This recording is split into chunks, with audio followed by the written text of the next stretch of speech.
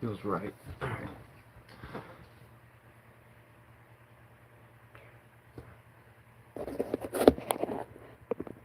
Well, I guess there's plenty this week, to the point that I almost like was overwhelmed trying to keep up with it. So, fuck yeah, Saul, what's going on? Low impact, how are you?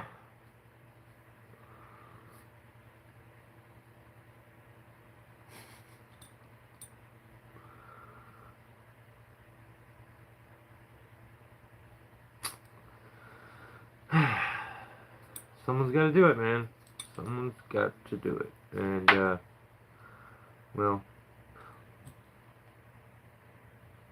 I feel like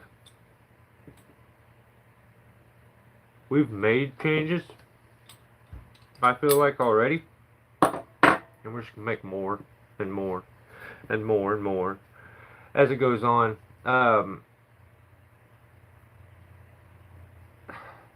So the message normally always is going to be like a positive one, a safety standard almost. Um, just trying to approach it in a different way instead of talking about something that I feel like is dangerous or silly or bad, and you can see that the person is pointing it out, almost teaching it. Everything I say kind of has a look. It has a little bit of meaning to it. Maybe my delivery sometimes isn't the best for people that don't have a sense of humor, um, can't laugh at themselves, or, you know, deal with any kind of criticism at all. So I think the message is lost sometimes because if the person receiving is very,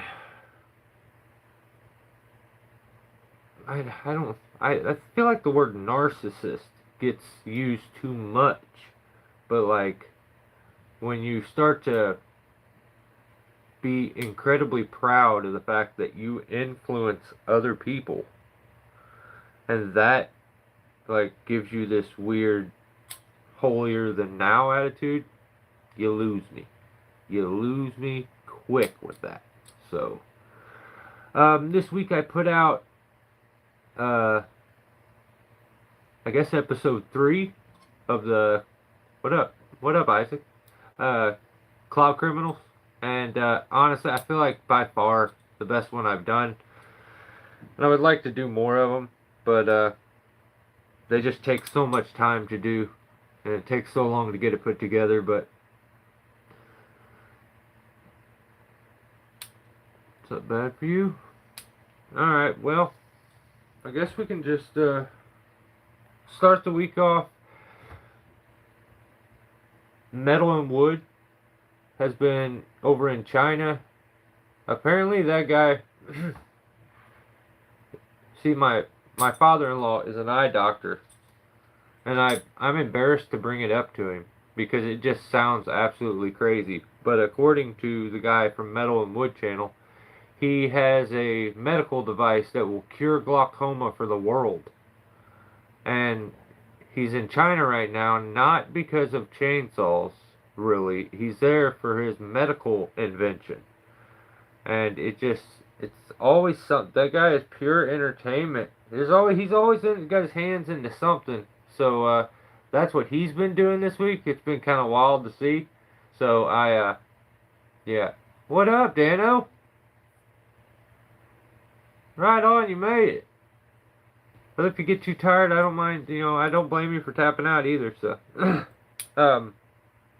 yeah.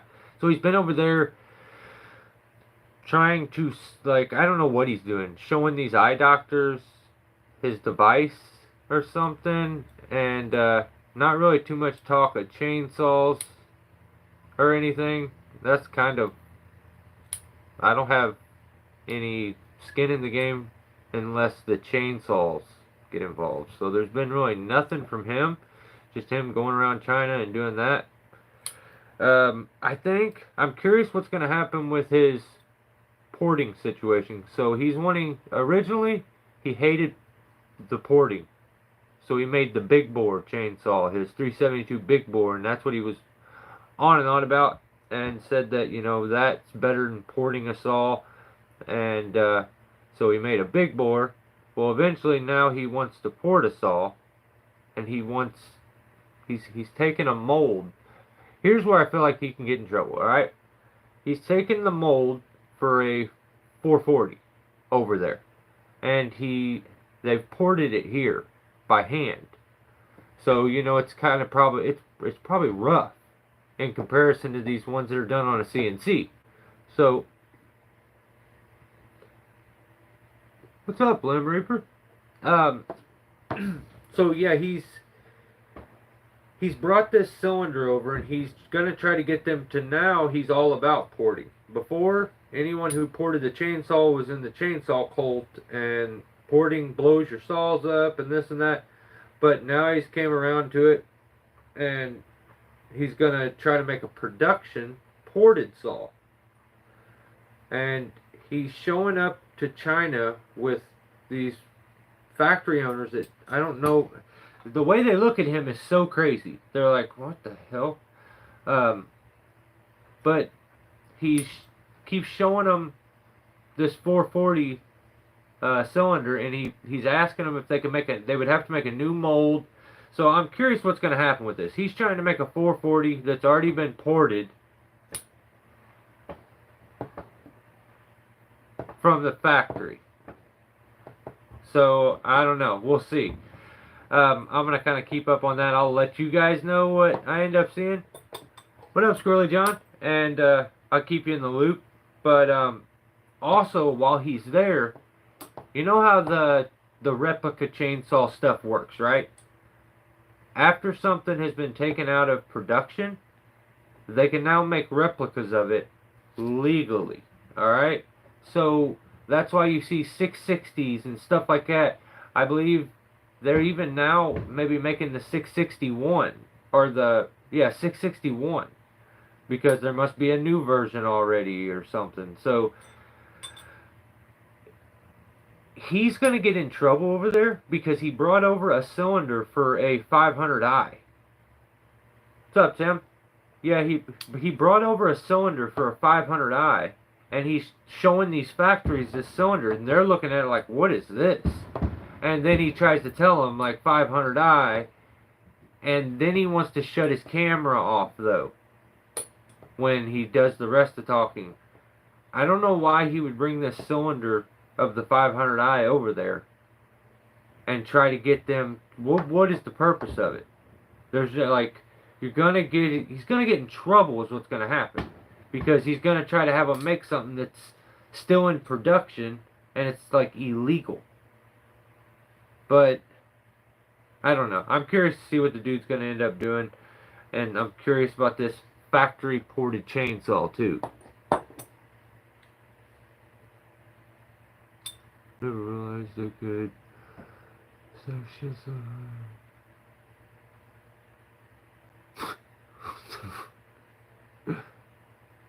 Yeah, they can, man. They can. Yeah, he's wild. He's very, very wild.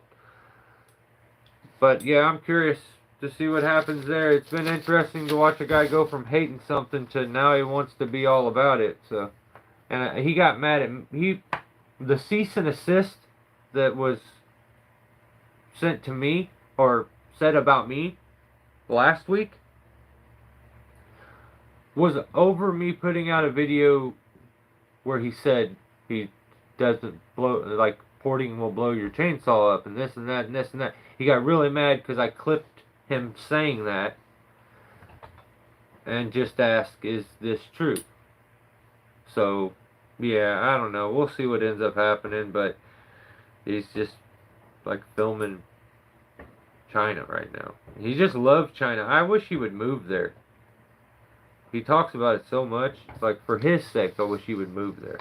So, I don't think there's anything else this week. before I really get into it here. Oh, what's up, Peter? Is William here? I see the turtle. Yeah, what up, William? I'd make a donation, but I'm not. So yeah, sweet. Hey, right on.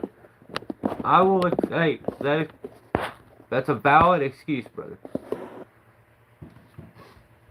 I was thinking about starting one.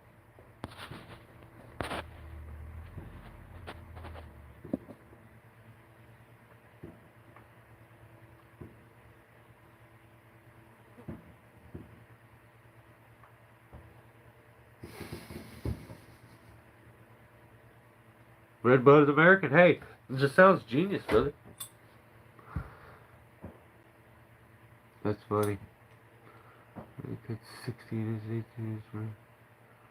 Licensed to steal in Germany and the U.S. Like, if you're serious, that's so sick. I mean, that would be wild. What's up, Nate? Oh. Say J Bow? What's up? Hopefully I said that right. I'm trying here. I barely speak English, so it would be he should move there. He has a weird obsession with those people, so like I wish he would. It would be so awesome. He gets mad at them and calls them rude because I don't even know if he's saying the right word to say hello. He's like ni hao, ni hao, ni hao. He's just walking around and mad because people won't say it back to him. Dude, I'm not being mean. It is. Any tip for the world? What's pretty dark and confusing now? There's just go outside, put this thing down every once in a while, go experience real life. Yeah, too much of this causes a lot of additional extra stress into your life, and if you feel yourself starting to get crazy with anxiety, sometimes just getting away from the phone, social media, all that stuff is a big help for me. If I'm being straight up there, that's no satire, that's straight up honest to God's truth. Don't pee in the gale force winds. Yeah. Or up a creek and then drink out of it. That's just goofy.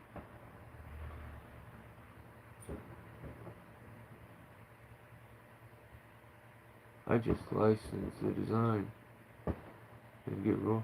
Dude, that's sick. That sounds like the best setup.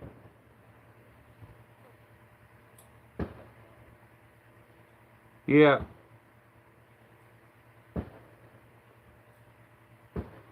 Yeah. Yeah.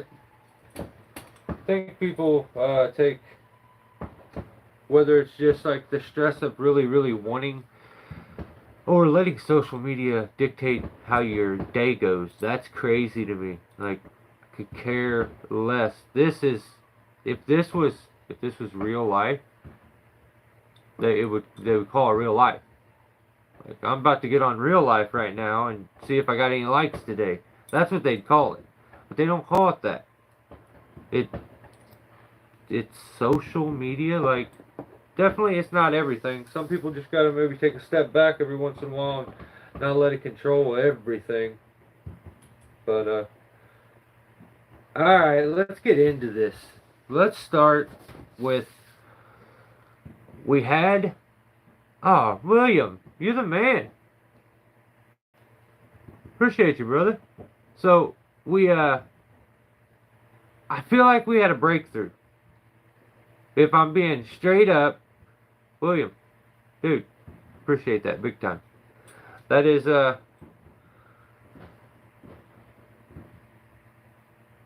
feel like, okay, I would love to take 100% full credit of this, but I don't think I'm gonna get it. That's just the narcissistic social media freak, just like all of us apparently kind of have a little bit of it in us, especially if I have to keep doing this. Like, you know, it's in me somewhere there. But okay. Buck and Billy Ray. Puts out a video this week. Homeowner tired of getting hit. So, first of all, I start that out with Billy did it right. That's how you title a YouTube video. Short and simple. Not trying to oversell something like crazy or make it dramatic for the sake of it being dramatic. I like it. I like it. It's not a big, long 4 sentences, like a whole paragraph. But, yeah, homeowner tired of getting hit. So, this was good. I like this a lot. I like this. What's up, Dan?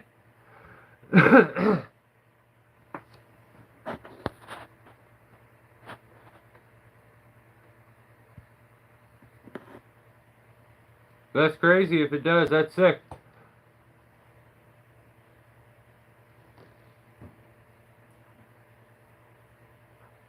Billy did it right, he said? Yeah, well, okay.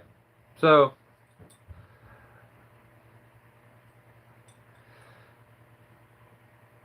the video starts. So it starts off, and I'm sorry. Sometimes, it's what happens. You tube a little too hard, and you get a ticket. Alright? You get a ticket. Not a big deal. You just pay your fine. Go on with your life. But, this is what happened. Like, so he gets there, and he says, my hard hat is cracked. And the video starts, and he's like, I don't even know what they call those helmets, like, the half shell or something like that, or I don't even know what it's called. I have one for, riding my motorcycle, but I can't wear that thing. I'm already a dick. I don't look any more like a penis. All that thing does is just like sits right here on your head, and I don't like those helmets anyway. I just feel like, yeah, I don't need to look any more like a dick. You know, if I'm just being straight up. So he's got one of those motorcycle helmets on, and like, it's probably DOT rated. He's got it from riding motorcycles, but he couldn't use his normal one. There's a super important reason for it, and I'll get to it. So you can call him help. Yeah, they're wild. I can't do it. I'll wear a full face like helmet instead of wearing that little wiener head one. I don't like that. It just makes me feel weird. But I loved it though. The video starts and it's just him cheesing right at the camera wearing that damn helmet, and like instantly I'm like, this is awesome. I dig this. This is funny. And he says he's got to wear that one because the other one's busted. But then he talks for a little bit, and then the truth kind of comes out. And it's not that his other hard hat is busted, okay? It's the GoPro mount busted. So, tubing takes priority over everything to a tuber. So he says, hell with it, I'll wear my motorcycle helmet, alright? I mean, at least he's wearing a helmet, but he's like, I'll wear my motorcycle helmet because I can't tube as hard as I want to tube without having a camera on my head. I can't do what I'm going to do. And he already has Captain Gimbal on the ground, gimbaling him. So I'm like, alright, like, I get it. At least he's still wearing a helmet. I can't get that mad. But I'm like, come on, you're tubing a little hard there. Actually, it's not even a ticket. That's not even a ticket. If we're being real. Warning. You're tubing a little too hard to the point you're wearing that helmet. And It looks sick though. It does look cool. Um, yeah, I actually, the more I think about it, and I think he should just wear the helmet now. But his other helmet's not all busted. He cracked up. He said it's just a GoPro mount.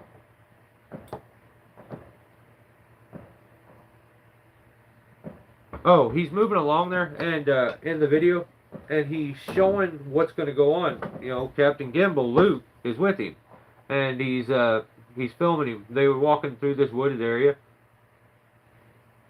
and he points out this tree and says that apparently, and I'm kind of stoked to see this. This would be the stuff I would get a kick out of.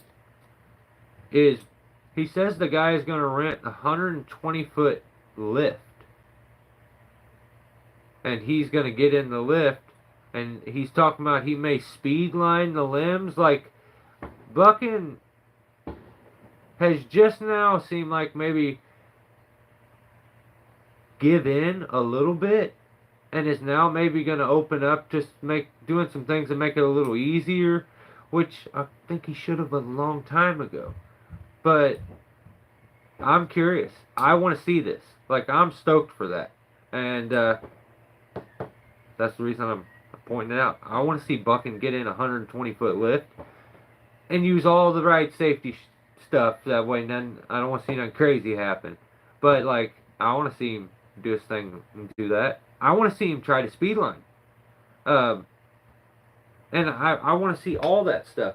And I hope, like, if he doesn't have it all the way figured out, he doesn't approach it in a teacher fashion.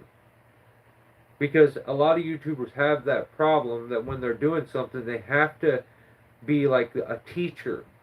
Like they're explaining their everything that they do, and it comes off like you're trying to teach it, whether you are or not. That's the way it comes off when you do your whole thing like that, and you're talking to every single thing you're doing, and he just kind of has that to him. So I'm curious. I want to see what happens there. I really do. So he starts his climb out by inspecting his gear. And I totally back that 100% too. So, see More Boys channel, not too bad. Yeah. I've tried to get people to go over and watch it. It's pretty good. I think he's very old school. But it's entertaining. It's very entertaining. I like his stuff.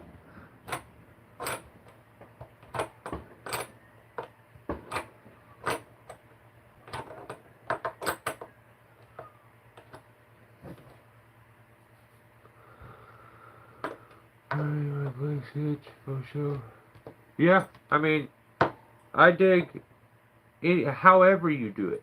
And I just don't think, like, if you're an old school guy, be an old school guy. Don't, like, randomly out of the blue try to teach some new style of doing something when it's obvious that you don't know it, or don't know the full, like, ins and outs of it. But I think my biggest thing with a lot of guys with these channels is that they get such big heads that they let it dictate what they put out, and it gets just cringy. And like, but you know, I guess I'm the sheriff. I'm not like the decider of what's good and bad or what's enjoyable. Everybody has their own preferences. Some of the stuff I don't like at all, but I mean, I'll watch it. I support the content creator. And if I'm talking about your channel, it's because I subscribe to the channel and have probably for a while. And I most of the time hope these people have thick enough skin to be able to handle a little bit of criticism. But I told you, we're making a difference. He starts out, he inspects his gear. That's awesome. He says this all the time. Now, I think he may. I think I've watched him say that multiple times, like Inspector Spikes. Um,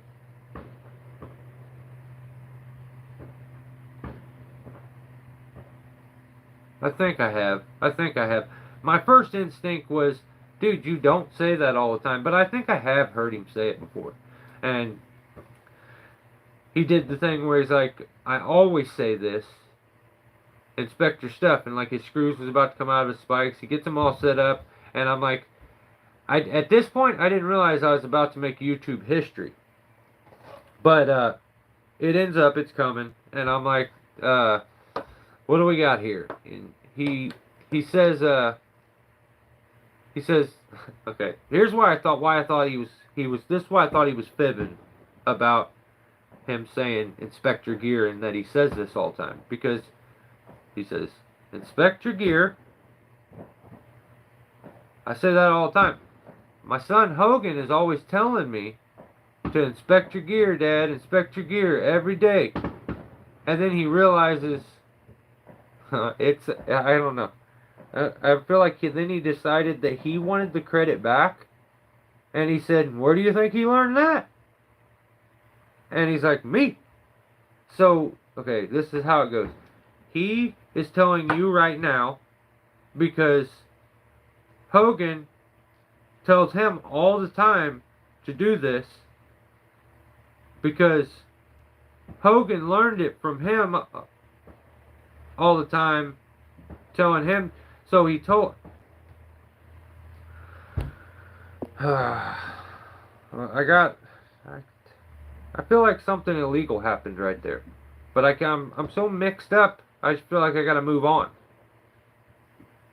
But yeah, I'm gonna move on. I'm confused. I don't know what I'm supposed to do with that. Like, you taught. He first it started with him telling you to always do this, and that's what reminded you to tell the people to do this. Then you said, where do you think the guy who told me got this was me? And that's the problem. That everything with some of these guys, that everything has to end with me. With me. Everything, it's about me. It's called heavy main syndrome. Main character syndrome. And like, some people have it slightly. Some people have it really, really bad and can't shut it off. And that's where it becomes like, come on, man. It's exhausting. It's exhausting unless you just have this unrivaled support for the person. It just, it's exhausting. That's what I feel like. I don't know what happened to the chat, but man, it got so much more colorful than it normally is. So, alright. Making YouTube history. It's coming. So Hogan, okay, you remember what I said about this guy taught this guy that taught this guy that a long time ago taught this guy. So he's teaching you now. That happened. And then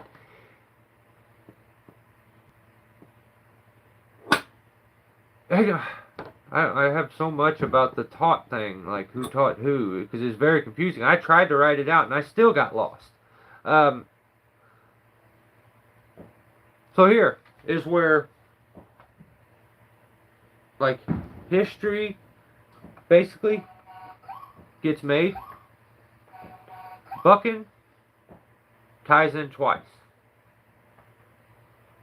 My biggest issue with Bucking climbing trees and trying to show it in a very how-to fashion where he explains everything, very detailed, and being such a big influencer and being so kind of primitive with the way he does things. Okay, maybe I've worded it different ways. It's always been my end game when I talk about Bucking as a tree climber is that it's very unsafe and outdated the way he does it. I didn't say nothing about is he good. I didn't say nothing about is he experienced or is it I'm even okay with him doing what he does. That's fine with me. That's absolutely fine with me. I think he should be proud of the fact that he is a old school tree guy who does it the old school way, like to the point that it's very, very outdated. To where he's doing it almost logger-esque, where a buck strap is all you're using, and you're not tied in. If there's an emergency, you can't get down quickly. I just want whatever's got to happen for you to be super safe. That's what I want. Like an accident, I want you to be able to be rescued quickly and not be stuck up in a tree or worse. So like I've always harped on, man, I wish you would tie in twice and like just be a little safer. And randomly out of the blue I'm watching this and I don't even realize it at first. Then I notice he is tied in. And he's tied in very like very simple, where he's just around like this with a carabiner, and he's got a prusik, a little prusik, and he's just got it wrapped around and clipped back to him in like a French prusik knot. So definitely not the best way, but in a pinch he could get down like that, and he could make that work. He's probably gonna roast his fingers trying to get down quick, and it's not gonna be very grabby. So, but this is what he did. He had his. I'm gonna totally set it up because I want to show you, because it wasn't nothing super crazy. He did a French prusik knot. Like I wish he would use like a climbing knot a little better, and it would probably orientate itself a little better for him too. But he just wrapped around like twice, I think, and then had it hooked up. And if he puts some weight finally into it, he could probably get that to bite pretty good. But he could get down on that, clip to him, and make his way down. So I feel like instantly when I see this, I feel like I win YouTube. Like I won YouTube. I instantly am the winner of all of YouTube. And this is facts. I basically did. Like I didn't waste my time, which that was my fear there, which is wasting my time with bucking and like trying to get my message out there and pointing out like don't do this. I want to make sure other people don't make the same silly mistakes. But my real purpose is I wish that the people that I'm talking about would try to fix little things like that, where it just makes them better is all it does. And they're big influencers. Apparently a lot of people would like for them to stick around, including their family. But let's just disregard real life people, the family. A lot of these really, really big channels, I'm sure your subscribers would rather you be safe and get home every day, as opposed to do something silly and dangerous and not be able to make videos anymore because you're under a little bit of dirt. So he's hooked up like this and he's climbing and he starts talking about it, and I'm like, he's about to shout me out. I know it's coming. I know he's gonna gonna put at my channel. I'm gonna get all kinds of subscribers from. I was so excited, and I'm like, it's coming. I'm about to win all of YouTube. I knew this was coming. Yank, what's up? How are you, brother? Brandon, what's up, brother?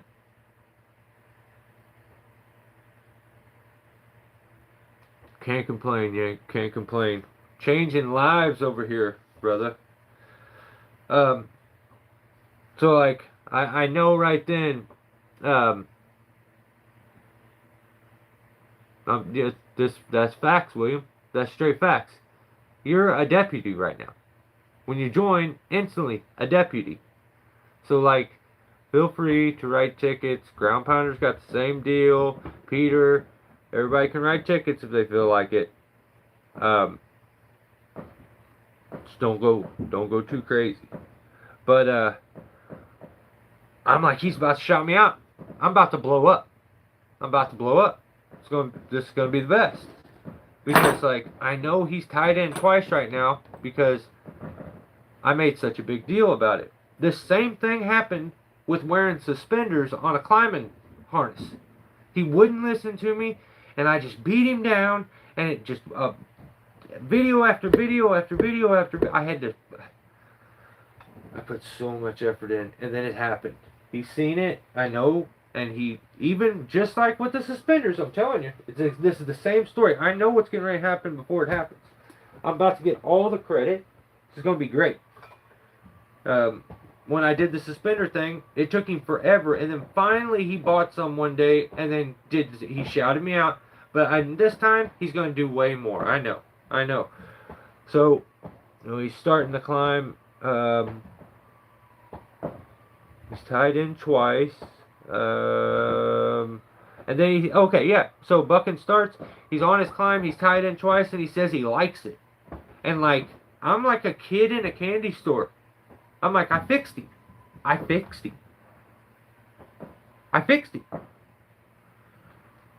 And then I look at the setup, and it was this thing, and I'm like, dang, it's not the safest. But then I had to come back to reality and realize that don't matter as much as he's making moves to make it a little safer in the right direction. He's going in a positive direction. Like, I'm changing it, basically. He's like this young piece of clay, and I'm just molding him into this. Just watch. So I know my channel's about to blow up. So I'm like, it's okay. That's not the safest way to do it, but that's cool. He said he likes it too, and I'm like, this is awesome.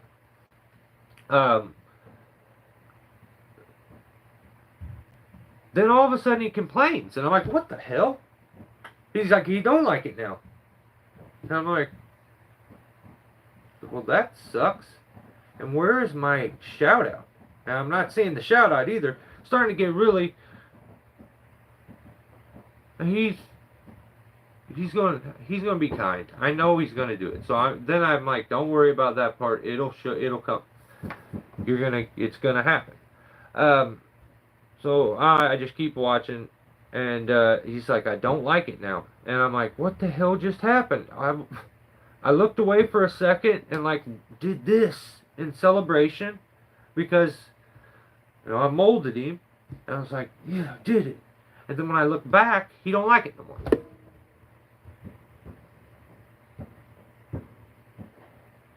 I don't like that. I don't like that he don't like it. What the hell just happened? I skipped back a few seconds. I did the couple double taps, went back. Nothing happened that he should have changed his mind, and all of a sudden he don't like it no more. I'm like, this is wild. I don't even. This guy's all over the place, and I'm like, come on. Keep watching. The shout out's coming. I know. Complains about it. Says he don't like it, and I'm like, this is wild. Then he starts to get the hang of it and says he likes it, and I'm like, holy shit. I'm soaked again. Then I know, like, I'm about to get the shout out is definitely got to be coming. It's got to be. Then all of a sudden he's like, I made it this far, and then he didn't finish the sentence, and I'm like, what the hell is going on right now? I know what he was about to say. I'm a pretty good read of people, and he was going to say, I don't know why I do this, because tie in twice, because I made it this far not doing it, so I should keep doing it, and now that I'm an influencer, I should, like, that's kind of what he wanted to say, but he stopped himself, and I'm like, damn, I thought we changed. And then I start to think I'm not getting the shout out that I thought I was getting. So, starts to get the hang of it and likes it, and then he's like, I made it this far, doesn't finish the sentence. So, at this point, I realize that he's doing this and he doesn't really want to. And then I got really upset when I realized that I'm not getting a shout out at all. He still doesn't like me. But he's doing this because someone got through to him. I would love to say that he just actually I told this nerd that I know that I should just lie and say that Billy's like he follows my channel. He's one of my members. We talk all the time on the phone, but that's not reality. That's just funny. Someone got through to him, and I don't know for sure that it was me and my videos. I think he took offense to what I said. Instead of being able to laugh at himself and not take himself so serious, and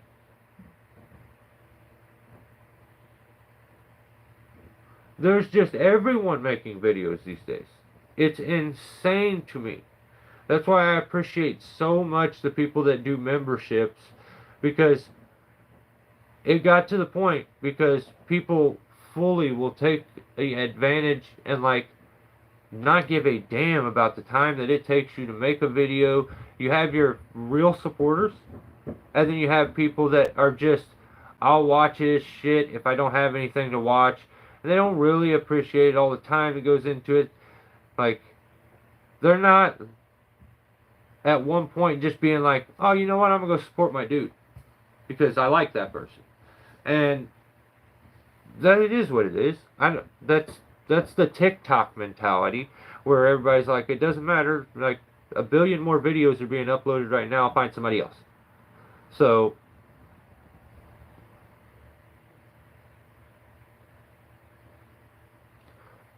yeah, it's rough. There's like you were saying, everyone makes videos. So, I realized I'm not getting my shout out, but I did fix him. He's tied in twice. How long has he been putting up videos? It's like 40 years. How long has YouTube been going? I know, like, because I'm going on probably 10 years of putting out videos with the slowest like build ever. But yeah, it's he's been doing it forever. So to get him to change something is so that's awesome. Like, he did take criticism at one point, but so I have a hypothesis on what I think happened here, and I personally believe. And let me catch a few comments before I go too far. Watch my drag racing content and tree content. That's it. Me too, brother. Me too. There's just so much tree content now. There is, like,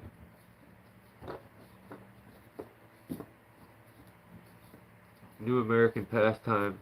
I'm trolling one. Yeah. Yeah.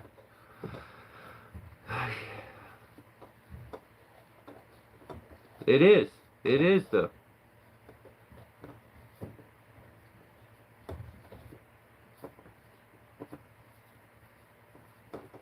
Yeah, so at this point, my hypothesis is that his son, Hogan, is responsible for the message getting through. Or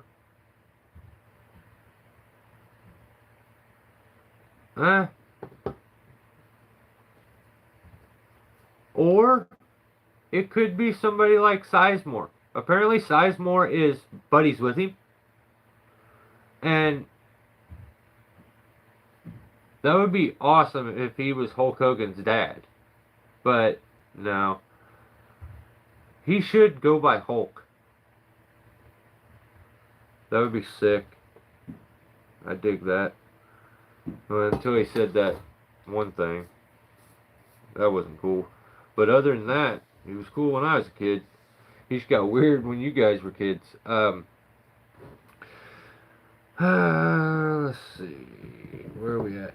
Yeah, okay. So I just feel like maybe Sizemore is a buddy of you. And they talk. Um, yeah. Yeah, he is. Barry. And I think maybe he like got it through to him. Somebody did. Somebody did it. And I think for a person like Buckin, it would have to be someone in his inner circle to mention it. My hope was that he would look at it and think about it and have that decision on his own, like he did with the suspenders. And I just felt like if I brought it up enough, eventually maybe he would think about it. And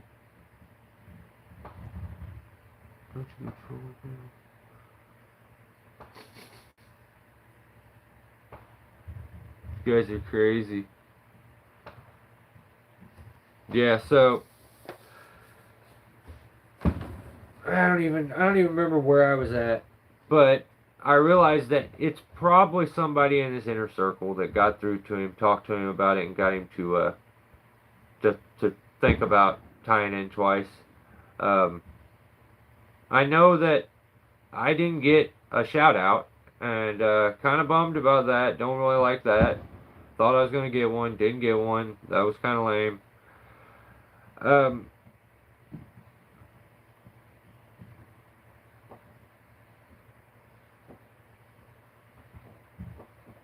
Yeah, I just have wrote down like maybe I didn't get him to do it, but someone thought about it. Like it. No, you know what? I get all the credit. I'm taking all the credit. But whoever actually got the message through and knows how to communicate with maybe a person like that a little better than me, thanks. Like I think that's awesome. That's a win. We don't have a lot of wins over here when we do this. It's I'll be straightforward. It's a lot of negative stuff, but usually it's kind of funny. So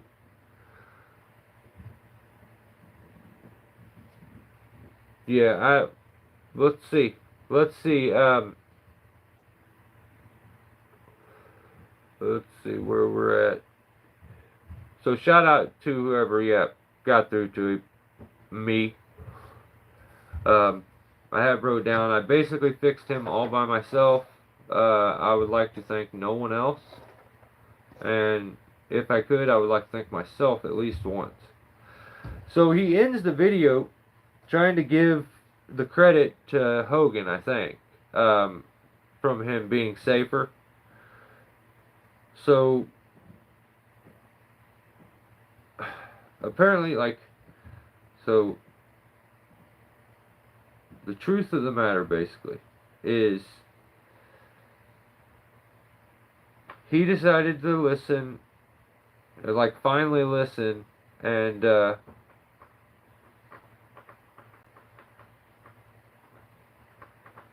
don't really care who gets the credit. If I'm being honest, I'm just bullshitting a little bit. I don't really care who gets the credit there. I'm stoked for him. So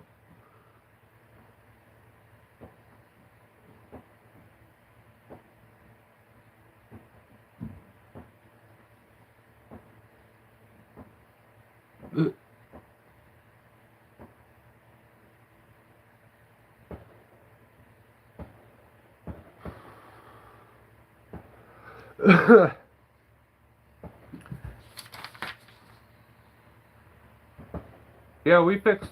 Basically, we made a We made Bucking better. He is no longer Buckstrap Billy Ray. He's tied in twice BBR. And that name sounds way cooler than Buck. I don't even know how to say that again. Buckstrap Billy Ray.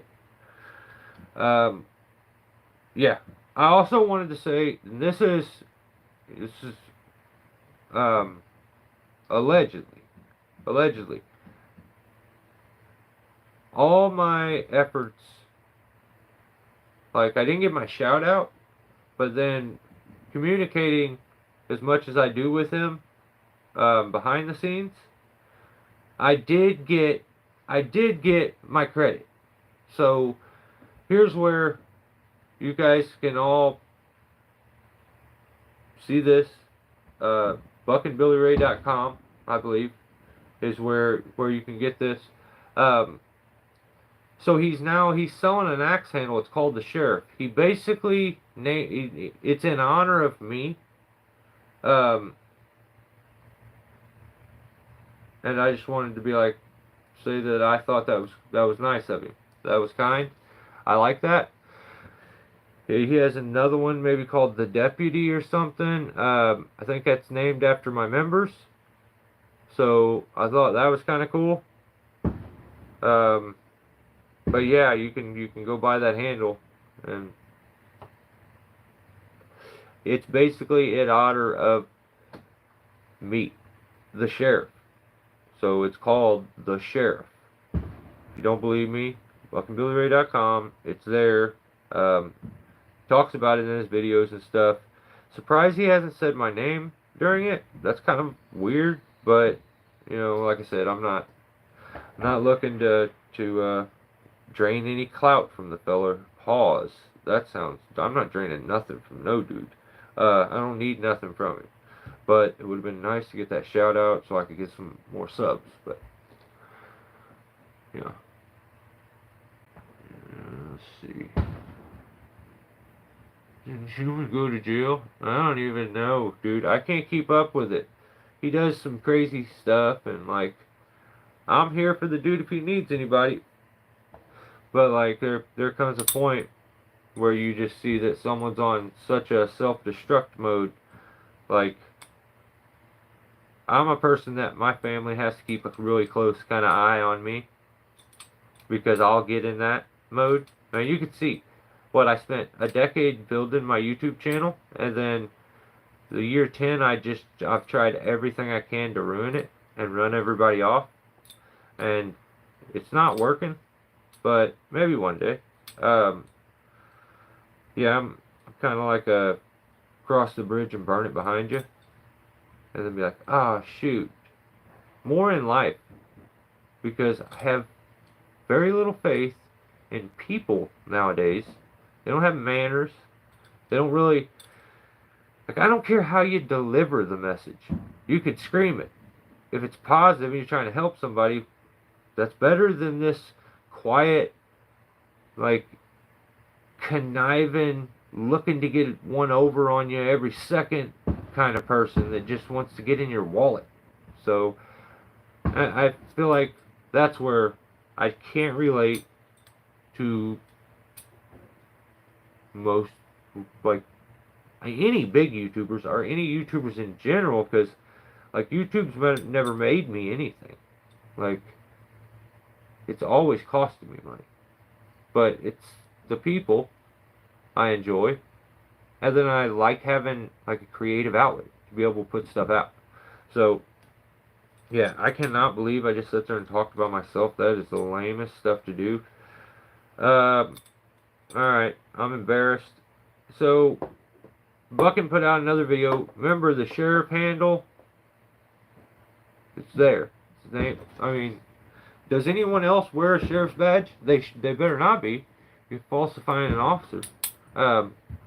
But yeah, basically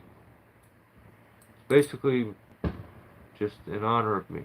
So John Bob taking off. Oh shit. John Bob, see you, brother.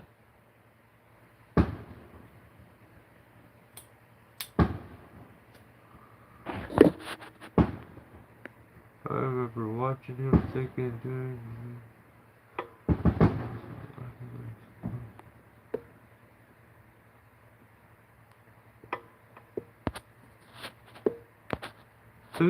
Who though? Tim, who are you talking about? Like, who's that comment in relation to? Like, damn it. Oh, GB's here. I figure from now on, I even went out there to get it. I start putting a GB bollard in the background always. It just needs to just like be there. In camera. Yeah. Now I feel good about the whole thing. We're talking about that. Hey, good to see you. John Bob, it was great to see you, brother. Enjoy the rest of your weekend. Have a safe week. Human? Yeah, I think he's a very, very smart guy. He's a lot of common sense. He's a thinker. He wants to know how things work. He's not just content with being like, that worked, I'll emulate. He's like, I want to know why that worked. So, yeah, I feel like that's why he took to it so quick. And, it's easy when something like that fascinates you to the point that it becomes like an obsession almost. If you have like an obsessive personality, he seems like he does. I have the same thing. It's easy to get too deep into something and obsess over it. So.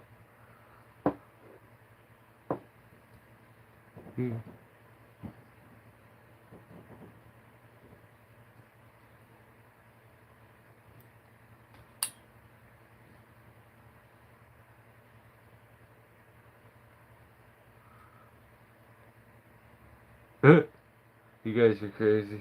So awesome. Alright, so Buckin did put out another video, but what I want to do first is, well, hang on, I'll do it at the end of this video. So I have a lot of little tricks and tips coming up, and a big one on speed lining. So let's do this. So Buckin put out his next video, the tool that changed the game forever. And remember in the last video where I didn't get a shout out, but I got the axe handle named after me, but I didn't get my shout out. I didn't get any credit. I'm only bringing it up so that you guys remember where we were at. I'm not upset about it. I'm a little upset about it, but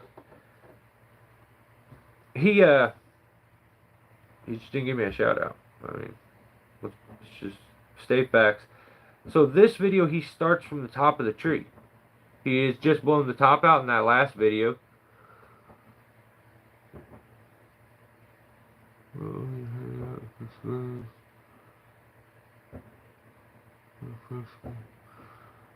No way. I can't do either. Oh yeah, I forgot. I totally forgot at the beginning of this I was going to talk about what I did this week, and that is such a rare thing. I put a lot of skate clips, well, if I record skate clips, I put them on my Instagram, because I absolutely ruined my YouTube channel.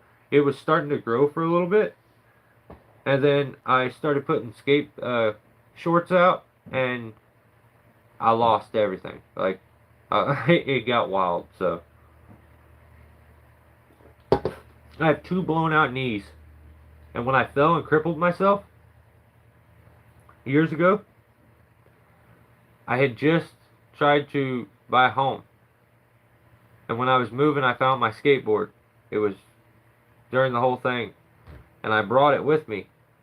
Instead of donating it like I did all the other stuff, I brought it with me.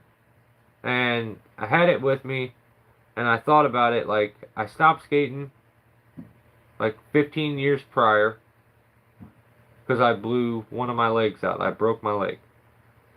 And I got older, and women, basically. I mean, I found out there's vagina out there, I guess. Like, I don't know how else to... Boobs? So, I had a broken leg, and I was like, boobs are easier to play with than a skateboard. So, I stopped skating. Then I got old. Then I got crippled. Then I was like, you know what? it was okay. I was always trying to get better as fast as I could because I knew how like my hips and everything were like just really really bad at the time.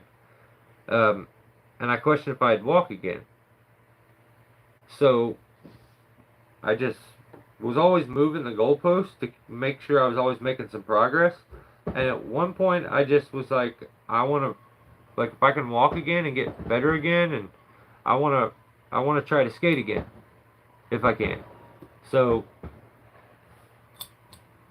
yeah. So I've been skating again for a couple years. Both my knees are blown out now.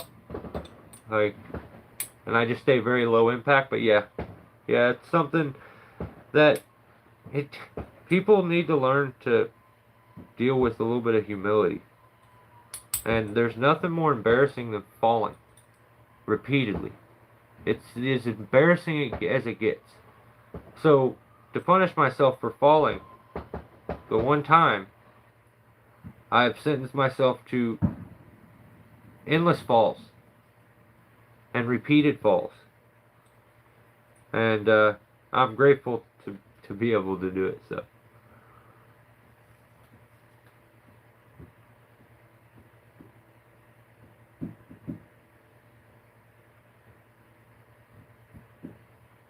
yeah, I'm telling you, skate. I've done a lot of things. I've played a ton of sports. I've done so many things. Like I've told you guys, like I signed a record contract at one point, and I played music forever. Like I've dabbled in everything you can think of. I played basketball.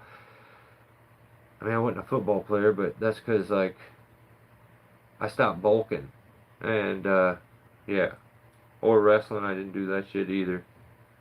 Um, but yeah, it was just I don't know, it gives you something to do. So back to bucking though. Back to bucking. Um, oh, what I was saying was skateboarding. It's the hardest thing I've ever done in my life. It doesn't care how your day's going. It don't care about nothing. It depends on how your body feels that day if it will get done. And then you have to sometimes deal with such a mental battle. That way, even in that video, I start to overthink it and get stressed out that I'm recording and I'm wasting space on my phone and I'm stressing myself. And I've learned to get back up and repeat something and try to get a different result by changing little things. And I feel like it goes through um, further on in life and will help you. But like dealing with failure, do that a lot if you try to skateboard, especially if you're trying to do something new or push yourself. So I start to get so aggravated there that I'm overthinking it and I'm not getting anywhere near it. So what I do is I go over and I grab my t-shirt and I actually hold my t-shirt in my hand to where I think about it, because I would have to, like, if I fell, I'd have to get it out of my hands to fall. But it makes me stop overthinking what I'm doing, and I ended up making it happen. Now, you know what? It's probably just pure luck, though. So, all right, I don't want to talk about me anymore, but the tool that changed the game forever. I'm not getting a shout out. I better get a shout out in this video. Um, Starts from him being at the top of the tree, and he is tied in twice. Um, Here's where I want to show something.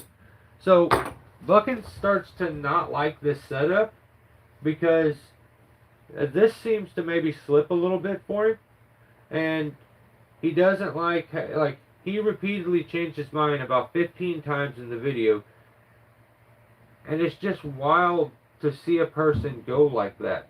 Like, you, in real time, I seen him change his mind 15 times, and you don't even keep these thoughts in your brain to make sense of them. You're such an influencer that you spit them out instantly as quick as you think about them, and you don't even get time to process them. You're already saying the opposite 2 seconds later. And then you've changed your mind back. And then you've changed your mind back. Then you've changed your mind back. That's exhausting to watch. But I want to show you something here. He was worried because it still slipped. This is not safe what he's doing. He should stick to his old school methods. Blake's hitch, that's cool. Whatever. Do a Blake's hitch. But when you're working on a spar, he could easily, this is what I'll do sometimes, and for some of you guys that do the double tied in and stuff, you can take a speed line strap and just move it down the tree as you go and tie in on that with your old Blake's hitch if that's what you want to use. But you can tie in like that. I think Bucking should maybe try that, because then you can just feed some space into that and just run that down the tree or up, however you need to do it. But yeah, he could continue using his way. Later on in his video, he says that he's going to show you a barbaric way of being tied in. And I think he's not catching the message. You don't need to go buy a prusik and a micro pulley and this and that and this and that. Just tie in how you feel comfortable. If a Blake's hitch is how you feel comfortable, get her done, man. Do your thing. Be on a Blake's hitch. That's cool with me. So here's how I would like set mine up. If I was going to do a taut line, I would go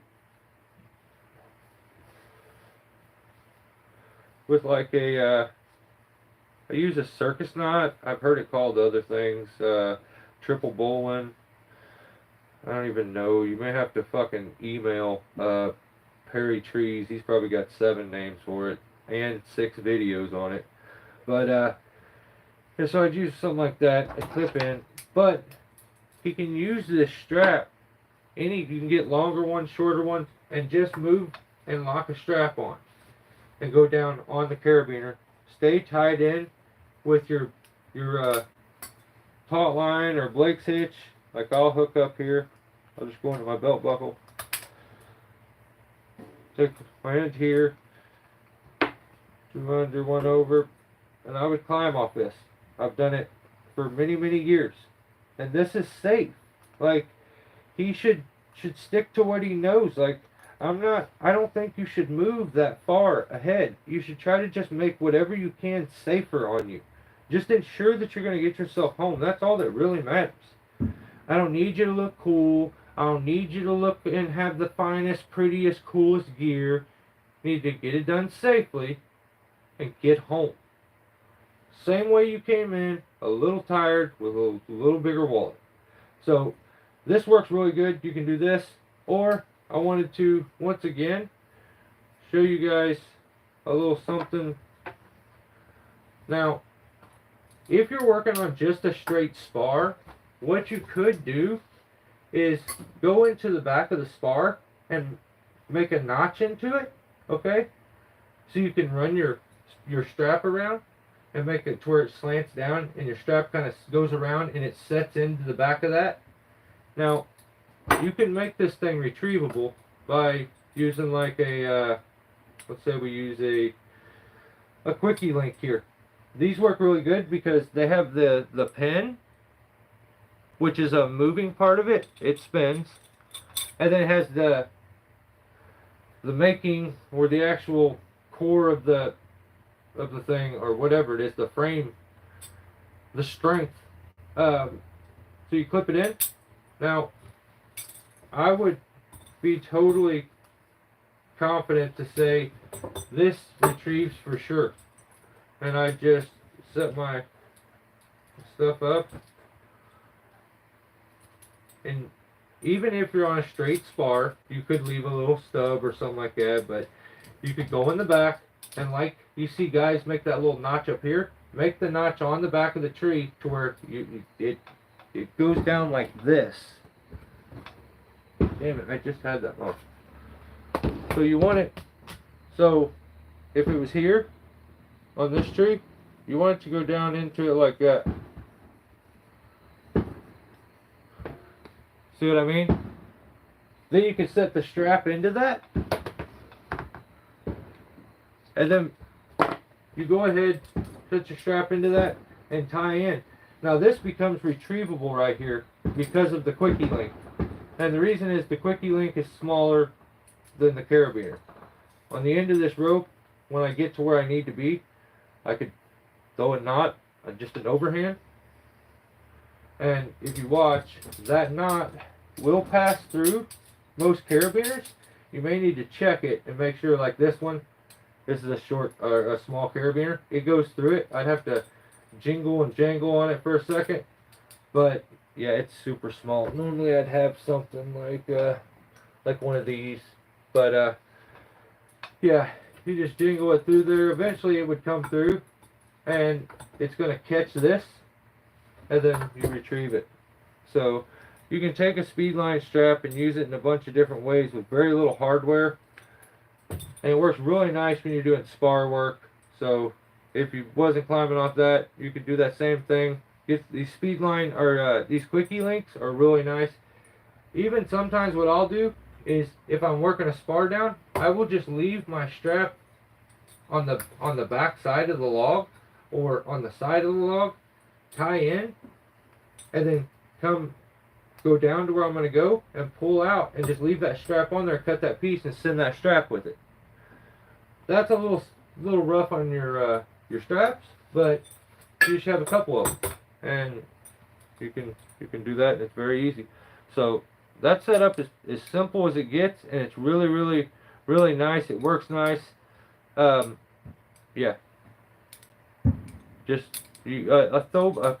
probably a retrieval ball may be too small for this. It may go through. It's just the right size, but these other carabiners would be different. I wanted to show you how to do that. You can do the same thing. Instead of a quickie link, use a micro pulley, but try to make sure it's one that's rated. Some of those micro pulleys aren't meant for anything, so don't climb off of them.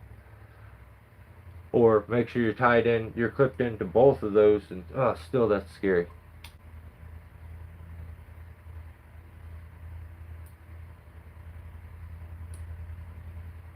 It's starting to get hot out here, man. It's miserable out here. Alright. So, okay, I showed you the Bucking, I feel like, could use that technique. He's got plenty of probably straps like this. And when you get good at flopping the logs, you just put the strap or the carabiner where you know it's not going to get smashed, and then just leave it up there. And you can take your tie-in, quickly clip into it, go down to where you need, use it. Or make it retrievable and retrieve it each time. But that makes it a little easier than just, or a little safer than the way he had it set up. He would be able to climb back to the stuff he knows, which is like a Blake's hitch or something. So there's nothing wrong with climbing on that.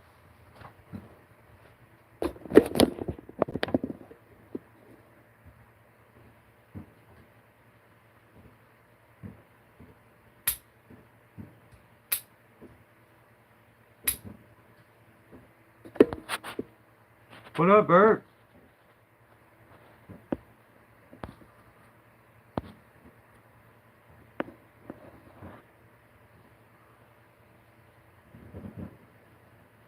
Okay, so he's at the top of the tree, he's double tied in, and all of a sudden in this video he is now preaching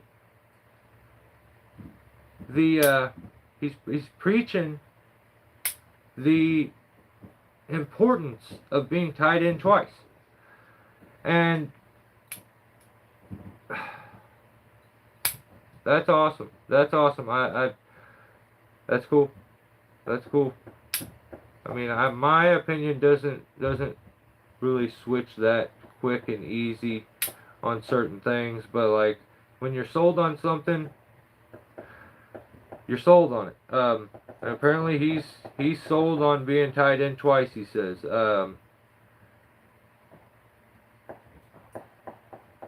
He's working these logs down, and all of a sudden I notice he's back to being buckstrap Billy Ray. And that Doesn't work for me. Come on, man. He's not tied in twice no more. Yeah, it's like on the last log, he was tied in twice, but last log, no tied in. He's in the middle of preaching that you got to do this, this is what's safe, and this and that. He's still kind of talking about how he shouldn't have to almost, but like, yeah, he's preaching about it, and all of a sudden he's not using it again. He cuts a notch in the spar, in the top of it. All of a sudden, he's just on his buck strap, and he says he's going to fall a log from there. And he says, I'm going to show you a very barbaric way of tree climbing.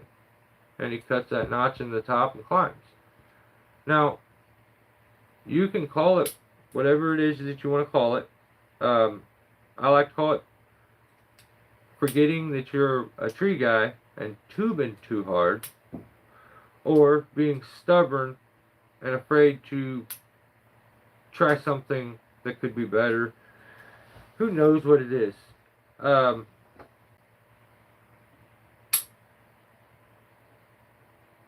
He says, I'm going to show you this. It's safer, man. That barbaric way you're talking about, that you showed people and you just tied in with a Blake's hitch and you climb down, that's what that's not barbaric. That's 10 times safer. If an accident was to happen, especially when you start to get up in age, you don't know when something can happen. You can have a heart attack or something. You should be like that through your whole life. Try to give yourself an out if something bad was to happen, something fluke was to happen. Like, just try to be safe. Nothing in this game is safe here. So you need to try to be safer the next day, the next day, the next day, and stay ahead of it. That's how you stay alive, I feel like. And I don't want to see anything ever happen. So he gets on the ground and says he doesn't like double-tided. And I'm like, Jesus Christ, this dude is so wishy-washy. He's Jekyll and Hyde. He needs to make his mind up. So he stops the video, because I almost guarantee he goes on forever at the bottom of the tree talking about how he doesn't need to do it and how it's but he knows he should. You can justify, killers try to justify what they do. It's human nature to justify something you do. It's very easy to do, too. There's always a way you can justify it, no matter how deranged you are mentally. You don't. This is my opinion. You can stop trying to teach everything. Do your best to just disregard that you're an influencer and what you do people replicate and copy because they want to be like you. That's a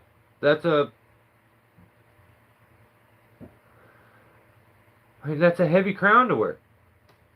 And I think some people don't give it enough credit. All I give a shit about is you being safe. So like when he gets on the ground, he's all of a sudden don't like it because it takes a little time. But then he says he'll take a little extra time to be. I don't know. I'm all mixed up with it. I don't know if he's going to try to be safer or if it's one of them videos where he does something for one day for the sake of YouTube.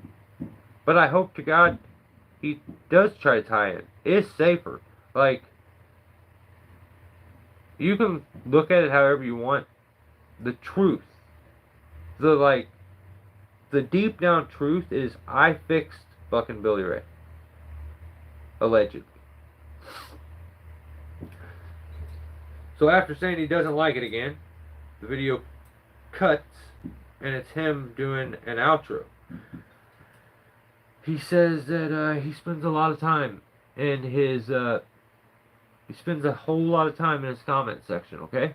Spends a lot of time there, and I'm like, is this where my shout out is gonna come in? I'm curious.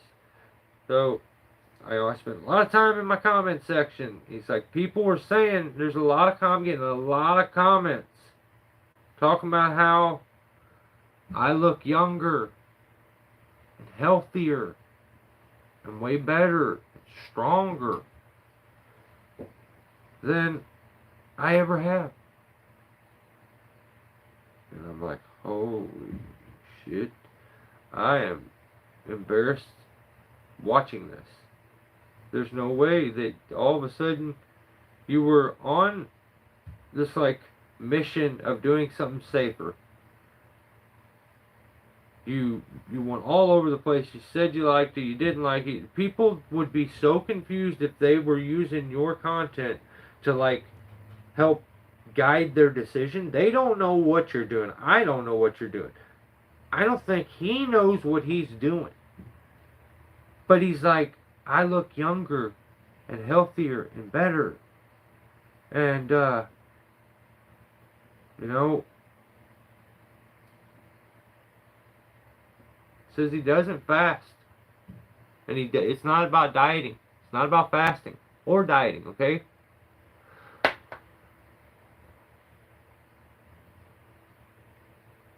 Right on, Greg. Appreciate you, brother. You're the man. Alright, so, yes, it's not that the reason he looks so good. Pause. I shouldn't be saying this. But this is what he said. He looks so good. There's so many comments. People telling him that he is just a dime piece, basically. And he wants people to know it's not about a diet. He doesn't diet. He doesn't fast. He just... You ready for this? He evolves. That's why. He evolves. Evolved probably not to eat more junk food and eat healthier, which would be a diet. Yeah. Some people have this strange ability to take the most mundane things and basically make you think and play it off, word it in a way that it's like they come up with this. They did this. To the point that he doesn't diet. I don't know why everybody keeps talking about diet this, diet that, diet this, diet that. He's like, you know, I just eat healthier foods. And I go to Jenny Craig. And I do, like... And of course you're going to name it something else because you're an influencer. You don't have time to keep up with the real world. You're too busy influencing. And there's where the influencer loses touch with reality. And that never goes well. Just my opinion. I hope he stays tied in twice. That's safer. I appreciate him naming the sheriff axe handle after me. I earned that. And, yeah. I mean, basically I fixed him. I fixed him all by myself. So thank you to whoever got through to him. I don't know. He's 50s maybe? He's only climbed like a little more than me. So, I don't know. I think he may have started a little later. I started climbing when I was 15. So, like, it's been a long time. Yeah. What does that make it? 15.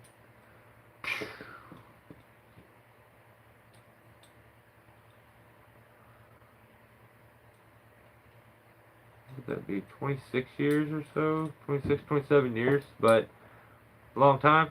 Yeah, he's got to be in his probably late 50s maybe, but he's getting it done. My opinion, really, I only can have an opinion. Well, I can have an opinion about everything, but the tree climbing aspect is where I have a difference in opinion to him, but that is what it is. I try to stay away from, well, I'm up front. bucking the person, golden. Like, I think he's just a good human, deep down. Message he puts across is so awesome. And I wish the best for him. But, like, hypocrisy is what it is. Like, when you do something silly, you do something silly. You don't have to post something on the internet. You don't have to. You don't. It's not the end of the world if you don't get some views and you don't get some likes. Your life is not going to change unless you've turned your life and molded it to where you're absolutely dependent on social media and its money and, like, who knows. I mean, some people may, but man, that would be scary. That would be scary because sometimes people just wake up one day and realize that they just don't like you no more. I'm waiting for you guys to do that to me, but it'll happen eventually. All right, next one. Guilty of treason. So, 6 trees, 4 guys. And then, okay, Aaron. All right, I'm not even blaming Jake no more. This is that skinny, the tall, lanky, Aaron. Aaron, this is your fault. I'm ticketing him from now on, especially on the editing shit, because I feel like it's him. I don't even know if I can put this shit on Jake, but that wasn't the end of the title, because they always gotta have 2 titles because they're greedy as shit. You can't make it in one. They're those people. If you've ever grown up in a rural area, like at Walmart and your like local stores, they used to have like the candy section, and there was this little change thing where you put the change in. If you took a piece of candy, it told you how much it was. You put that change in that container. Like we still have these for, like, there's places that sell honey and vegetables and their little stands, and it's on the honor system. It's on the honor system. I tried to do, like, this is the way I wish people would do YouTube. If they enjoy the content, they end up subscribing or liking it, and you get free content. But yeah, I don't know here. You don't get to do that many. I feel like he's got YouTube brain fully. So I feel like I'm going to run into a ton of issues with the logistics of Guilty of Treason, because the guy who's putting the videos together, I don't think has any knowledge when it comes to tree work or tree climbing. So, it's going to be hard to watch. Video starts out and it's a fucking commercial. I don't like that. I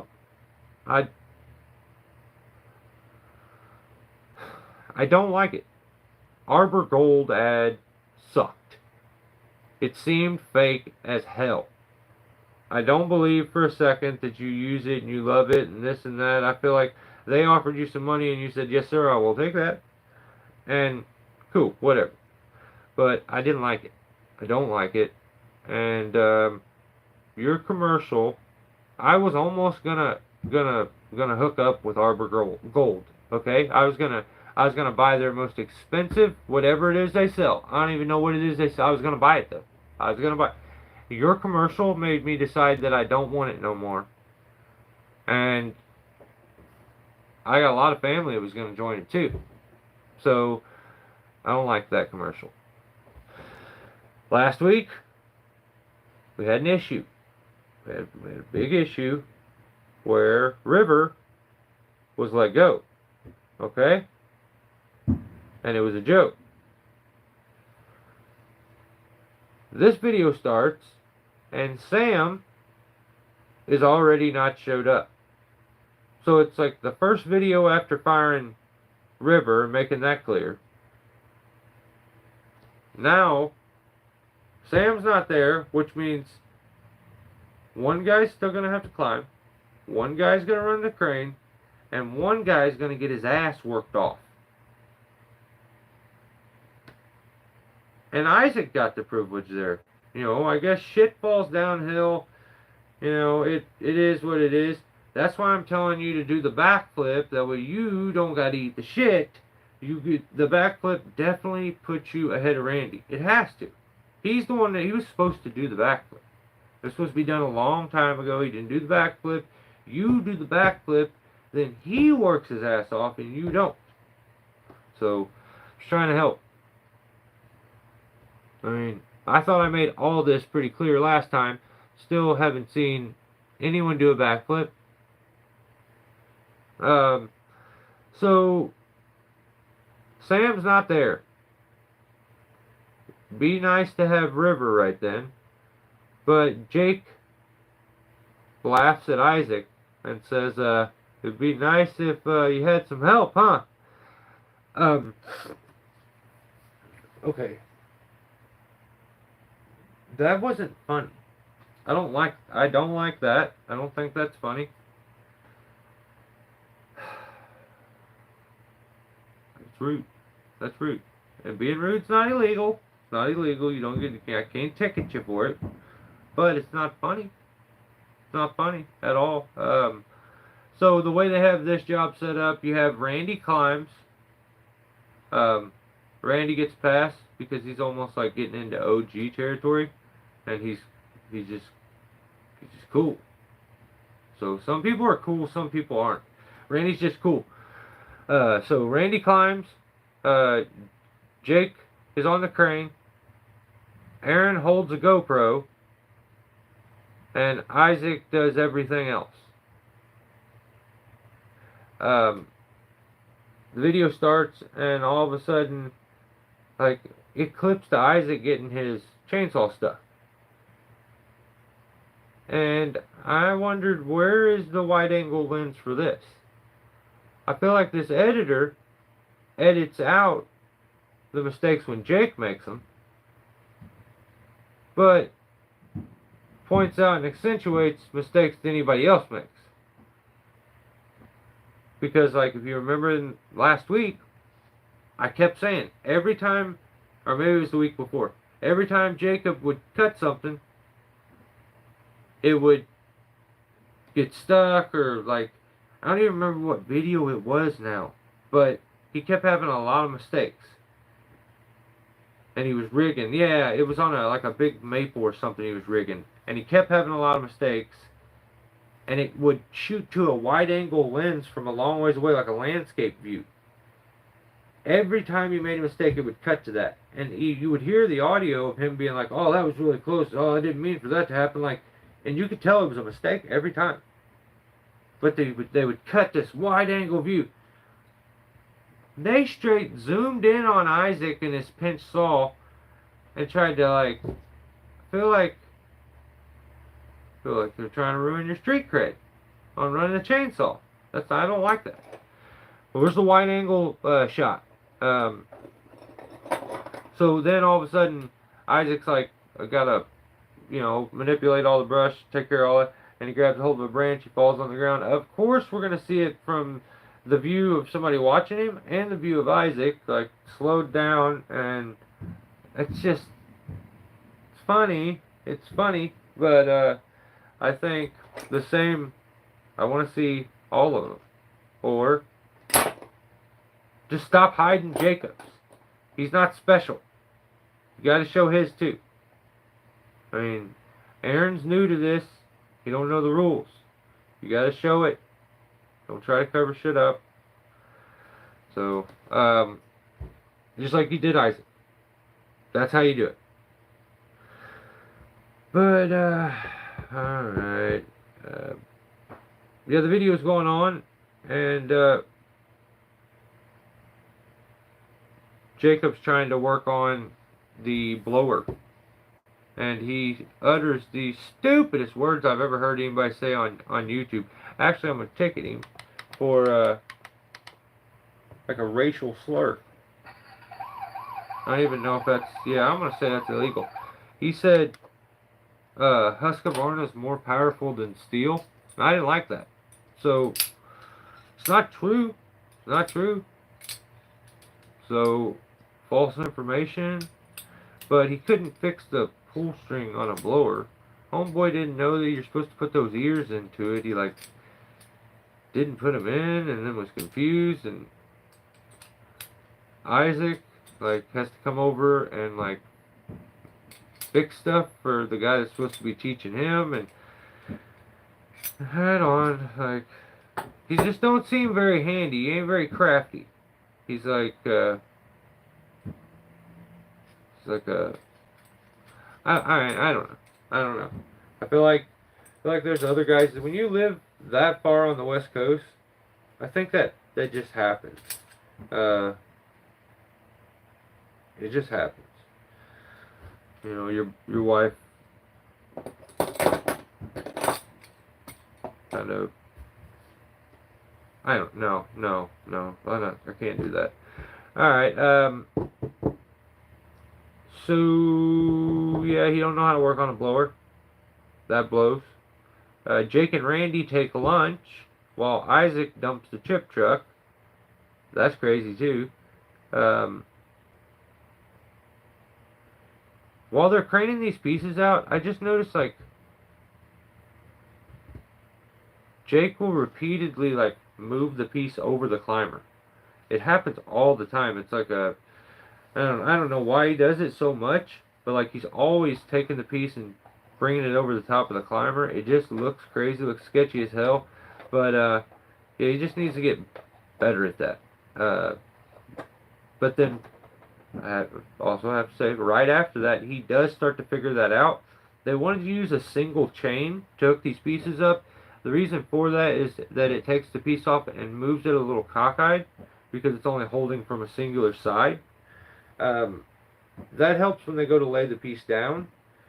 They could run that basket configuration where you hook them to each other, and that would pick the piece up more evenly. It's kind of how the deep notch kind of thing works, like the tree tips, because of the connection point, how high up it, and but he starts to figure the crane out when they're doing that, and he starts to like overcompensate the fact that the piece will swing out and back up. He just they call it wiring up. He cables up as the piece starts to come off, and it stops that swing from happening. That like rotates it like over the climber and stuff. But so shout out to him. He's starting to figure out little tricks with being an operator. I think it's funny. He's always talking about like, how's it feel to be on the ball with the best operator in the world? I like that. That's called sarcasm, and I like that. But yeah, that's basically the end of that video. They did as many trees as they could that day. And Shay, you tapping out, brother? Appreciate you, brother. Alright, so yeah, they did a large fir removal. There was a giant tree takedown and cleanup part 2. See, he's got 2 titles. I don't have time to write another ticket, but that's tubing too hard. No, don't like that. Sam's back in this video, and I don't like how his hard hat looks like it's my hard hat. I don't like that. Every time I'm like, damn, it looks exactly like my hard hat. That's crazy. Like, almost where the stickers are at and stuff, but yeah, I don't know. I don't know. A lot of guys copied the sheriff. They want to look just like the sheriff. But that is what it is. That is what it is. I also want to say Isaac definitely gets River's helmet. And we should probably do a wellness check on River. I don't know if you guys watch this video. I'm not saying what they said, but like, we may need to do a wellness check on River.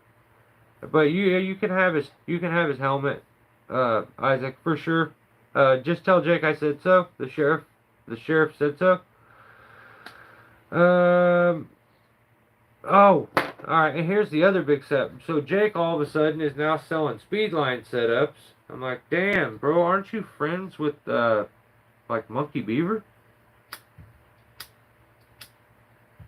Didn't they send you a speedline? Like, but he's selling a Speedline setup. I don't know how many straps you get. I just know it's like $360 something. And I'm like, what?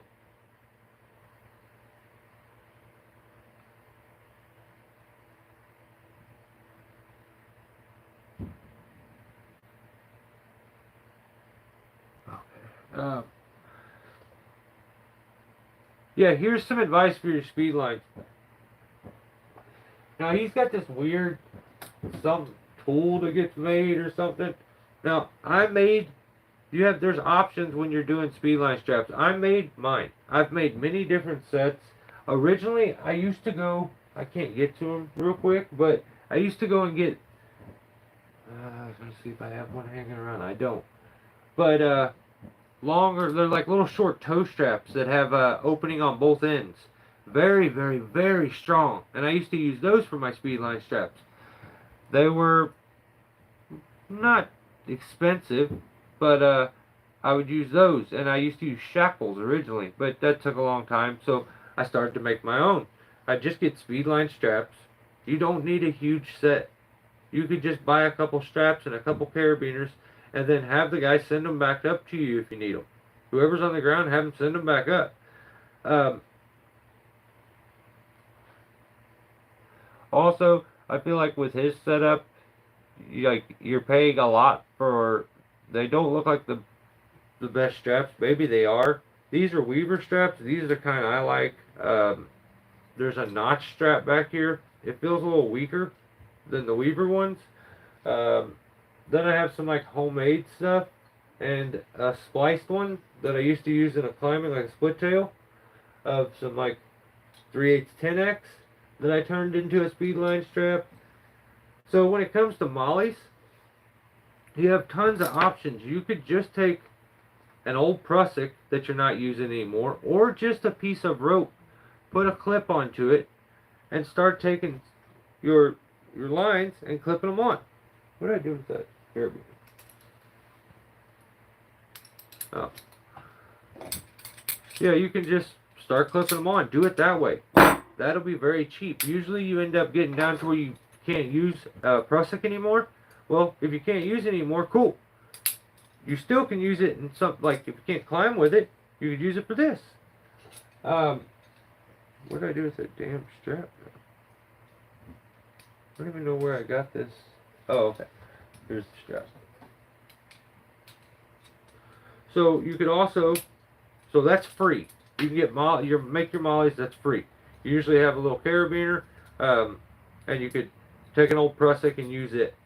Now, if you wanted to, you could put some rubber bands up on these and get them to where they're fixed a little more, and that's a little nicer sometimes. You can put them in a certain spot to where you don't end up with that strap right there being in the way, or like where it girths down. You can put these up close to the, I would mean like doing this. If you had rubber bands, you could take it and move this part, the stiff strap part, and move it up here, and then put it on like that.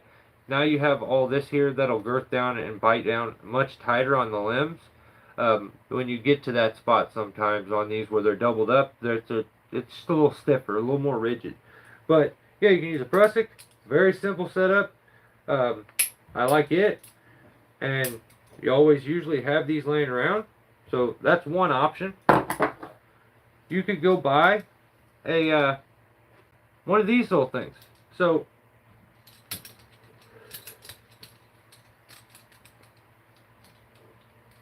right here, you have one of the notch straps. It's girth edged odd. Now, I'll probably take and put a rubber band on that eventually, because I don't much like it being girthed on like that, but I really like these carabiners. They're nice. But you can buy one of these. I think this was $8, and this is definitely a multi-use tool. I can use it for all kinds of things. So, one of the things being what it's named after, which is an aerosol can holder. It's made by Weaver. It's just a strap. What I got it for is for water bottles, for holding water bottles. If you ever was to need like pruning spray, whatever, Like, here's my coffee. It sets down into it. The strap goes around. You Velcro it back to itself. And yeah, you can clip a can of paint or whatever you're needing to use. Hook it to you and then clip it to you, which is nice. Um, I use it for water bottles. It's real nice. And you could use it for a molly if you needed to. It's got its own built-in strap or clip. So you can clip all the carabiners to it and use it. So there's another option for a molly. There's tons of them. There's this one. I made this just the other day.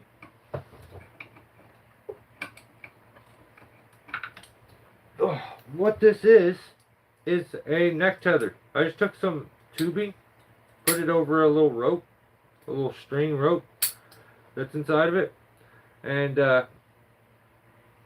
taped it up so it's nice and soft. It's just rigid. That's something I could throw over my chest real quick and use.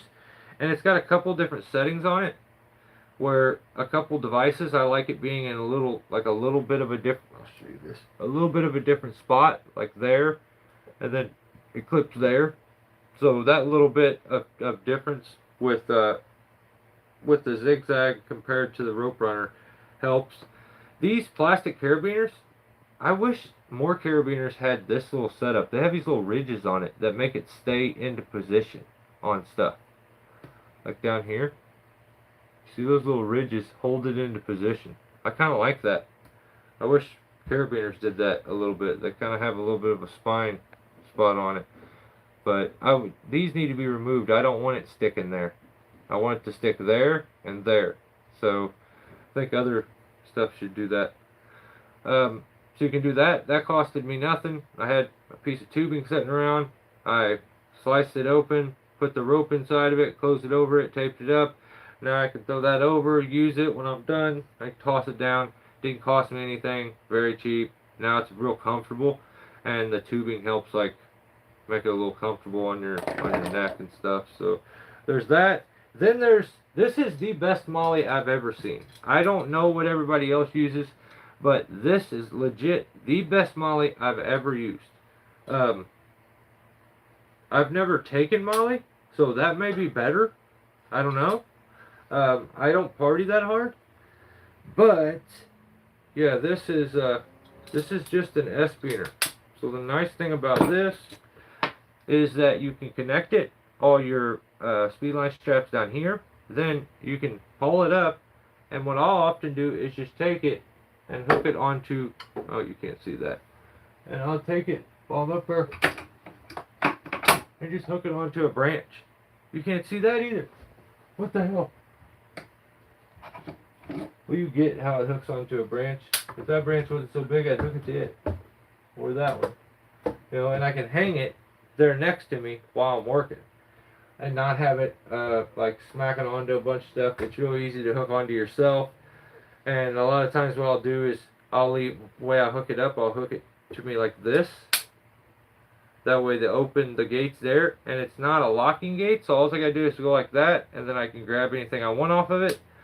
But often if I'm using these, I'll just make sure that we orientate all of them the same way. That way when I go to get them off, it's, you know, familiar, easy for me to do. And you notice if they're bigger straps, I try to double them up, or I've shown before how to wrap these up real nice in that pretzel tie kind of way. But yeah, so you can do that. But in this is very cheap. I don't even know what it ended up costing. This little S-beaner is super nice. It may have costed a couple bucks at a hardware store, but yeah, nothing outrageous. You know, I see $360. I would recommend, if you want to start doing that, these are so useful. Get some of them.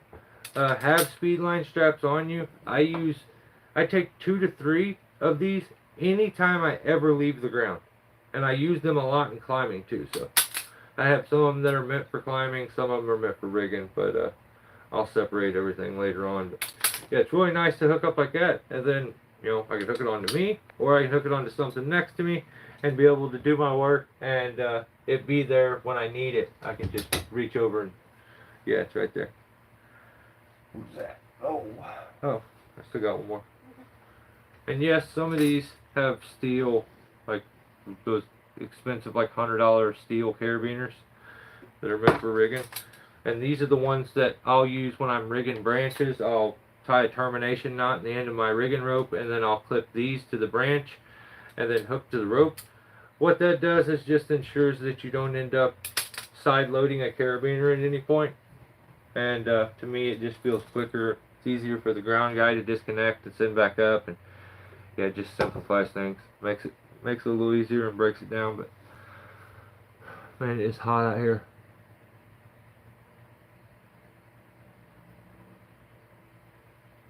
Lost your mind? Don't lose your mind.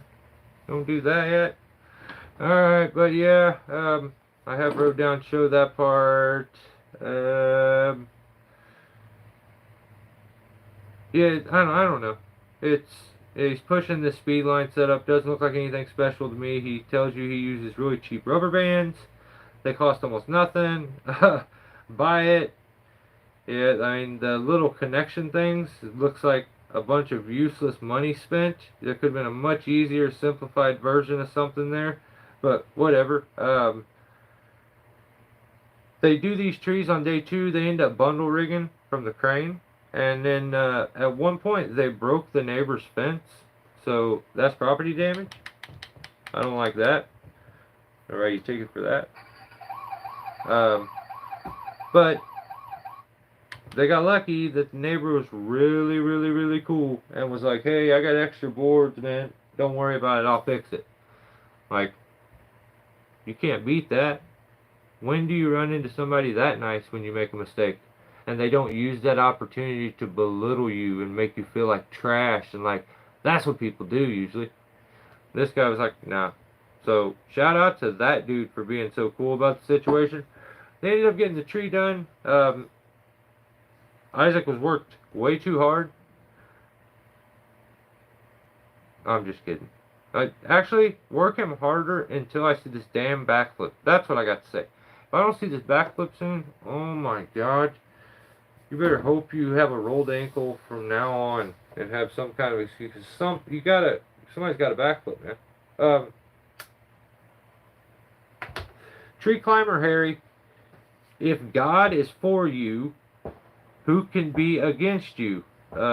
He tells a story about Jesus being depressed and passing a lamb on the road. He somehow relates that lamb to God and says, I mean, I know how he relates it to God, but like, he had told, in his story, he says he had forgot about God and like, he's not been worried, he hadn't been reading his Bible and this and that, and so he felt distant, so it was making him feel depressed. And then he passed this lamb, and his family told him to turn around. He said that's illegal, and they kept saying it. And then so he did turn around, and the story. I mean, I think it's awesome to have a relationship with God.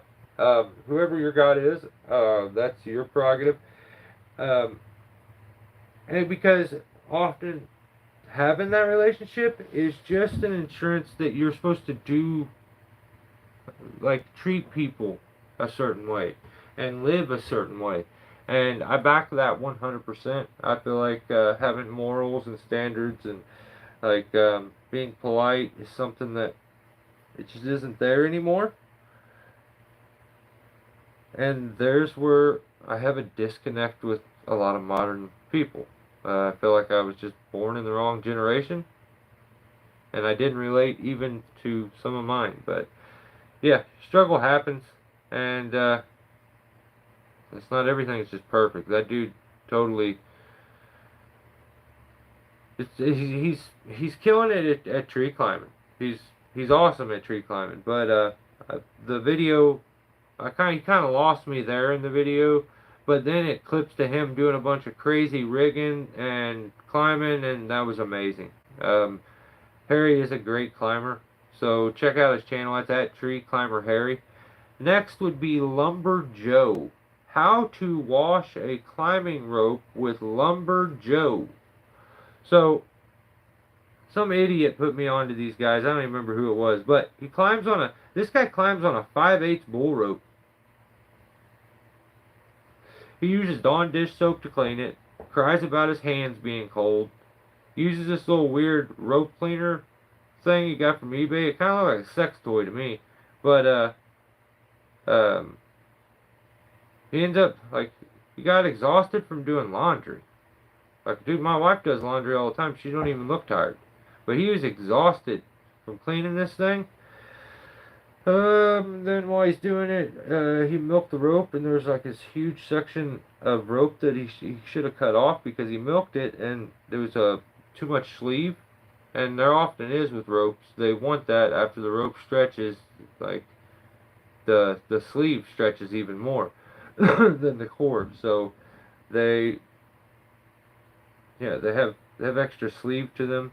Instead of cutting that part off, he just milked it back down into it for some reason and was like, and he said, that's what you do. I don't think that's what you do. You probably should have cut that off and remelted everything and made a new end. But yeah, he milked all of it out. He did laundry, and I just couldn't. It was quality content. Quality laundry content. So, check that out if you want. It was real good.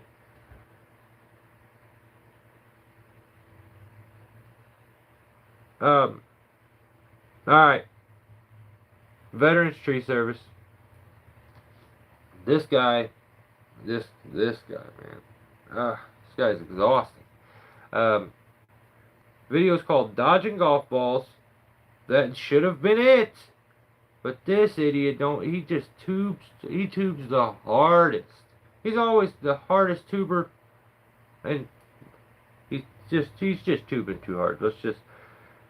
I'll give you the whole title. Get ready. Like, get your paper, because if you're trying to remember this, you can't remember. It's not just one sentence. It's got to be two. Dodging golf balls. Tree trimming on a golf course. You're telling me you couldn't make that into one sentence? I don't like that. In the video, Tim finally uses the Avant, and I like that. I like the like very, I don't even know what would be the word, like creative setup with the Avant and the little trailer. I like that. That's sick. I could relate to that. Not like I would be using like a janky four-wheeler and the trailer, but like I relate to it a little bit. They both got four wheels. So at one point, Little Snatch has to dodge a golf ball. It was crazy. This guy attacked him with a golf ball. He dodges the golf ball, and then he right before that, he had to physically threaten Tim, because Tim kept wanting to take his pants off. I don't understand. You're gonna get put on a list. You should keep him on when you're in public. But at one point, he's trying to take his pants off. He's like telling the workers, "I'm gonna take my pants off." And they're like, "Nah, that's cool, bro. Don't do that. Leave him on." All right. I stumbled across a little fact. I didn't even realize this, but almost every real tree guy has either cut their left pinky or their left hand. And that's because we're all dumb enough to hold something while we use a chainsaw with one hand. So, I like that because I got that same stupidity in me, to the point that I used to play guitar, and I can't play guitar anymore. I moved to playing a bass because it's just too hard when I lost the use of my pinky. Like, it's very jerky, and I have a grip. Like, if I need to make a grip, but like being able to move it on its own, no thank you. It doesn't work right. I gashed my hand open right here with a top handle saw. You can see the scar still all the way right there. It goes all the way around. And I opened it wide up. But yeah, wasn't cool. See that? That's how sweaty I am. I'm starting to stick to stuff. I don't like it. Alright, little snatch says keep your pants on. Everybody cuts their hand. That's cutting your hand is now the cool thing to do. It should be your left. It's kind of like when you were a kid and it was what side of the year, like what's Jesus Christ, in the middle of me dropping a bombshell on you guys, like amazing fact. Now I'll go back. All right. So my phone cut out. Sorry about that. So this is it's a new fad. It's just if you want, it's trending basically. Cutting your left hand is basically trending right now. Um, and it's not you can't just cut your right hand and be like I'm in the group, guys. It doesn't work that way. It's got to be the left hand. It's exactly like when you were in high school and you was trying to figure out like is it cool to pierce the right ear or the left ear, bro? I don't want to pierce the wrong one. And then you figure it out eventually that I didn't do that because I think that's weird. But yeah, uh, try it out or don't. That's totally up to you. Actually, yeah, don't. Yeah, don't. Yeah, let's not do it. It's not. I didn't enjoy it. I mean, I did it, but I wasn't fun. Um, yeah, Tim asked. He's like, "Hey, what's going on with the Avant? It's leaking gas." I would imagine it's probably an overflow, and what happens is you go sloshing around driving it, and it's trapped into that overflow. It's trapped into the overflow thing, and it's got a bit of suction behind it, so it's actually trapped in that tube, kind of like a straw when you put it down into water, Tim, and you put your finger over it, and you can lift it up, and it's full of soda. When the cap is on, you splash some out, and like it's trapped in there. And like when you open it up, it just leaks a little bit until it probably drains out. When you open it up, it probably puts the rest out or something. I don't know. Seems like just a simple overflow issue. Probably from it sloshing around. But see if when it gets a little lower on gas, if it still does the same thing. Then I would just start checking the connection points where that thing's at. Um, oh yeah, Tim. Okay, I don't like this. I don't like actually, dude. I don't like this at all. This is illegal. So at one point, Tim makes little Snatch hold his pole. No one, and I repeat, no one liked this except for Tim. I talked to little Snatch. I already interviewed him. He gave a statement. He didn't like it, but he had to do it. That's his boss. And you've heard these stories. This stuff happens all the time. But I don't. I don't like that. I don't like that, Tim.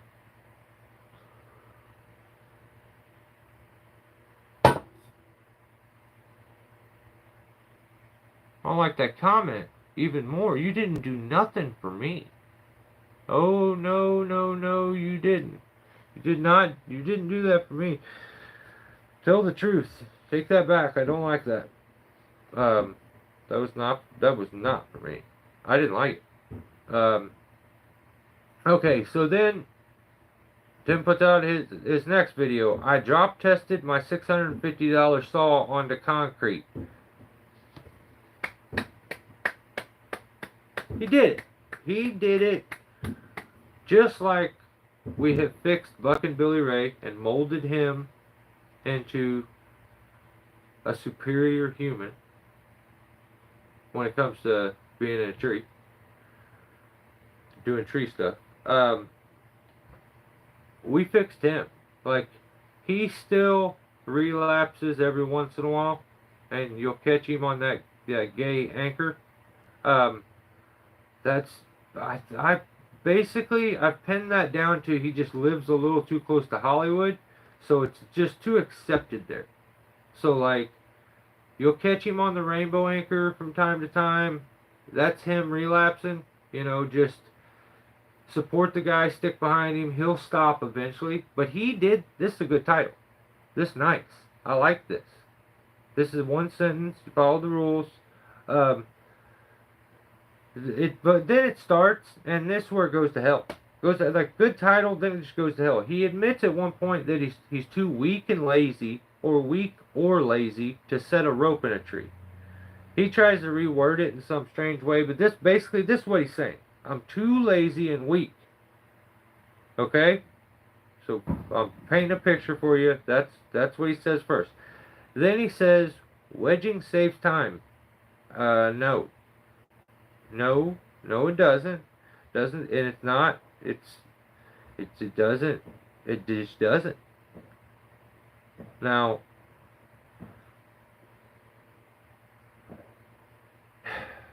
it would take less time and effort to set a rope in that tree than it would take to fly a drone and get an aerial shot. I'll tell you that much.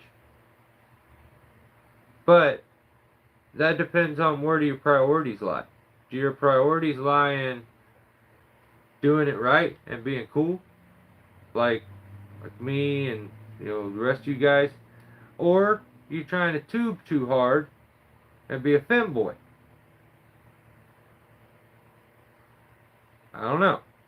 You make your own decision, but I feel like just using wedges when you're up by these houses. I seen this little old lady. She was in the background. She was terrified. She was scared to death. Okay, she was terrified. She come to the window and she was like, she ran instantly to the safest room in her house and started praying. I think this is the rumor that I heard. So he says he's not going to set a rope after saying he was going to set a rope. So it tells you his brain knows the right thing to do, but you have the angel and the devil, and his devil is just it just bullies the angel sometimes. We're trying to do things right over here, and Tim's devil is just dominating over it. So he decides, I'm going to take a bunch of unnecessary risks, and I'm just going to use wedges. Why? Because they ain't my houses, and it would take too much effort to get the rope out from underneath the tree after it falls. Now, I have to call you a sissy. That sounds like the weakest, lamest excuse I've ever seen. I would respect the truth, which is, I think it takes too long to set a rope, or I'm a pussy and I can't get the rope out from underneath it after I fall it. I don't accept your answer. I want a real answer now. Okay, you can say it right now. Give the real answer, and we can maybe keep you out from being booked for the rest of the weekend into next week. At one point he starts talking about he's got a fan who likes these hard head wedges, and I don't, whoever that guy is, I don't like that guy at all. I don't even know who the guy. I don't like him at all. Those wedges are trash.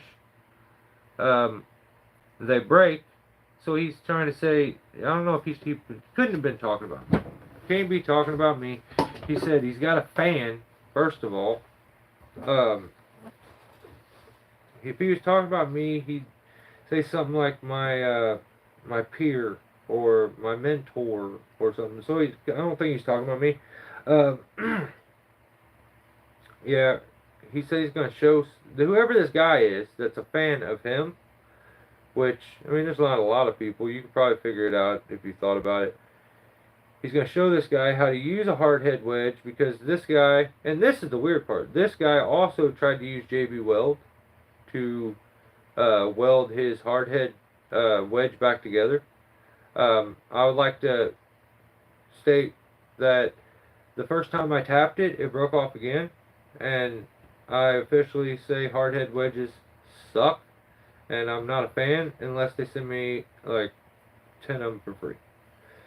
So Tim decides he's going to use this hard head wedge, goes over and he says, I'm going to show this guy who's a fan of him, definitely not me, how to use a hard head wedge and not break it.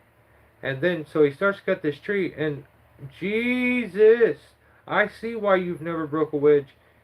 Homeboy swings like a dandy.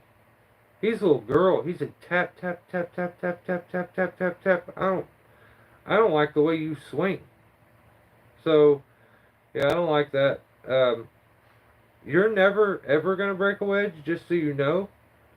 Um, you would have to know how to swing an axe to be able to break a wedge.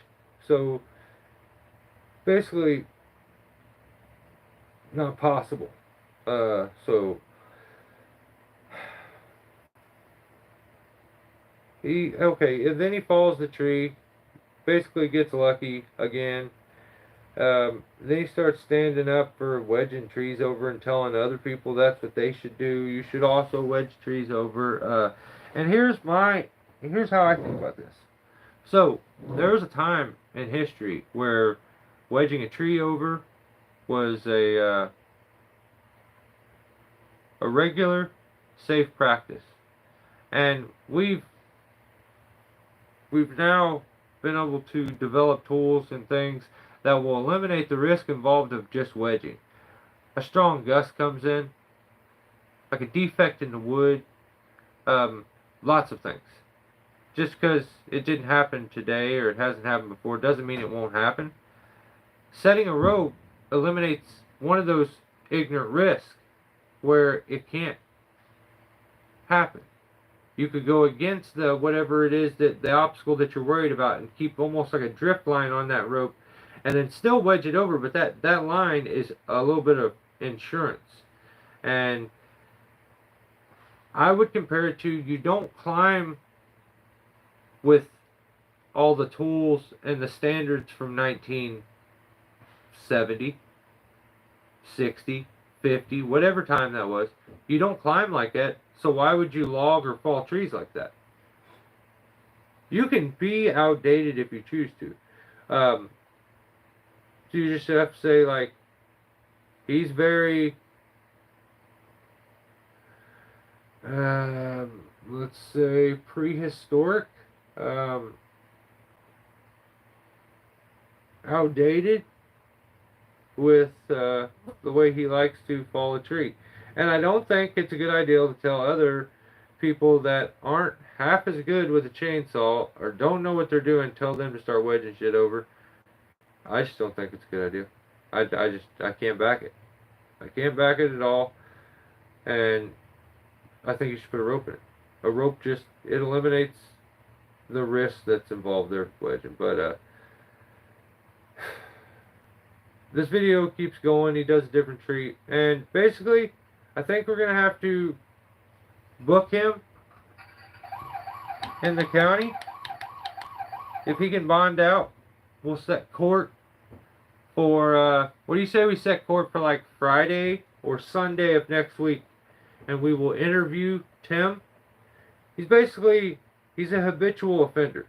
I mean, his charge right now, property damage. He basically, this is what he did. He looked straight in the camera and says, "I'm tubing too hard." Okay? Then this guy turns around and throws a $650 chainsaw off onto the ground. So, that's property damage. And it exceeds $500, which becomes a felony, which is going to get you booked. So there's a car on the way. They'll pick you up. We will do an interrogation, and we can get a little backstory. Maybe we can figure out what's really wrong with him, and we'll do a bit of an interview with Tim towards the end of next week. Let's say Friday, maybe Sunday. And if you have questions and stuff, what I'll do is I will make a community post at one point. And if you have any questions that you would like Tim to answer, that you want me to ask, as long as they're not nothing crazy, come on, like, be real sometimes. We're going to interview him next week, and we'll see how that goes. Rob Fay. Does it say Rob? It's so hard for me to read right now. My eyes are toast from these lights shining into them. Yeah, you can plead your case next week, and we'll squeeze that in. We'll do 2 live feeds next week. One will interview Tim, and we'll do our weekly this same thing. Next week will be episode 80, I want to shout out James, Chris, 5 Chris, or 5 Chris 5, Peter Shea, Ground Pounder, Jay, my brother, William. Thank you for joining memberships this week. I really appreciate. I do all my fully edited content. I spend a lot of time editing stuff, putting it together. That's all over on my memberships. Um, and it is not monetized. You get it ad free, no commercials, no nothing. I just members is just the best way to support the channel if you want to. I get it if you can't, but yeah, basically, it's tubing too hard. Smash the chainsaw. I can't put up with this. So yeah, be on the lookout. I will put out a community post, and you guys can, if you have some questions for Tim, something you'd like to know, we will basically we'll have him at gunpoint, so he has to answer anything. So, but don't get too crazy. Don't get too crazy. Yeah, he can plead his case. We can decide if, well, what happens. I'm looking at life. I mean, that's just me, though.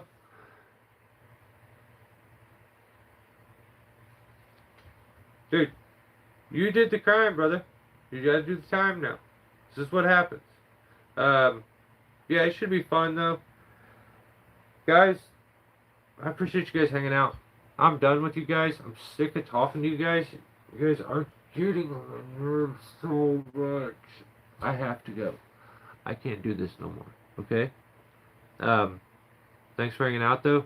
Enjoy the rest of your weekend. I appreciate every one of you.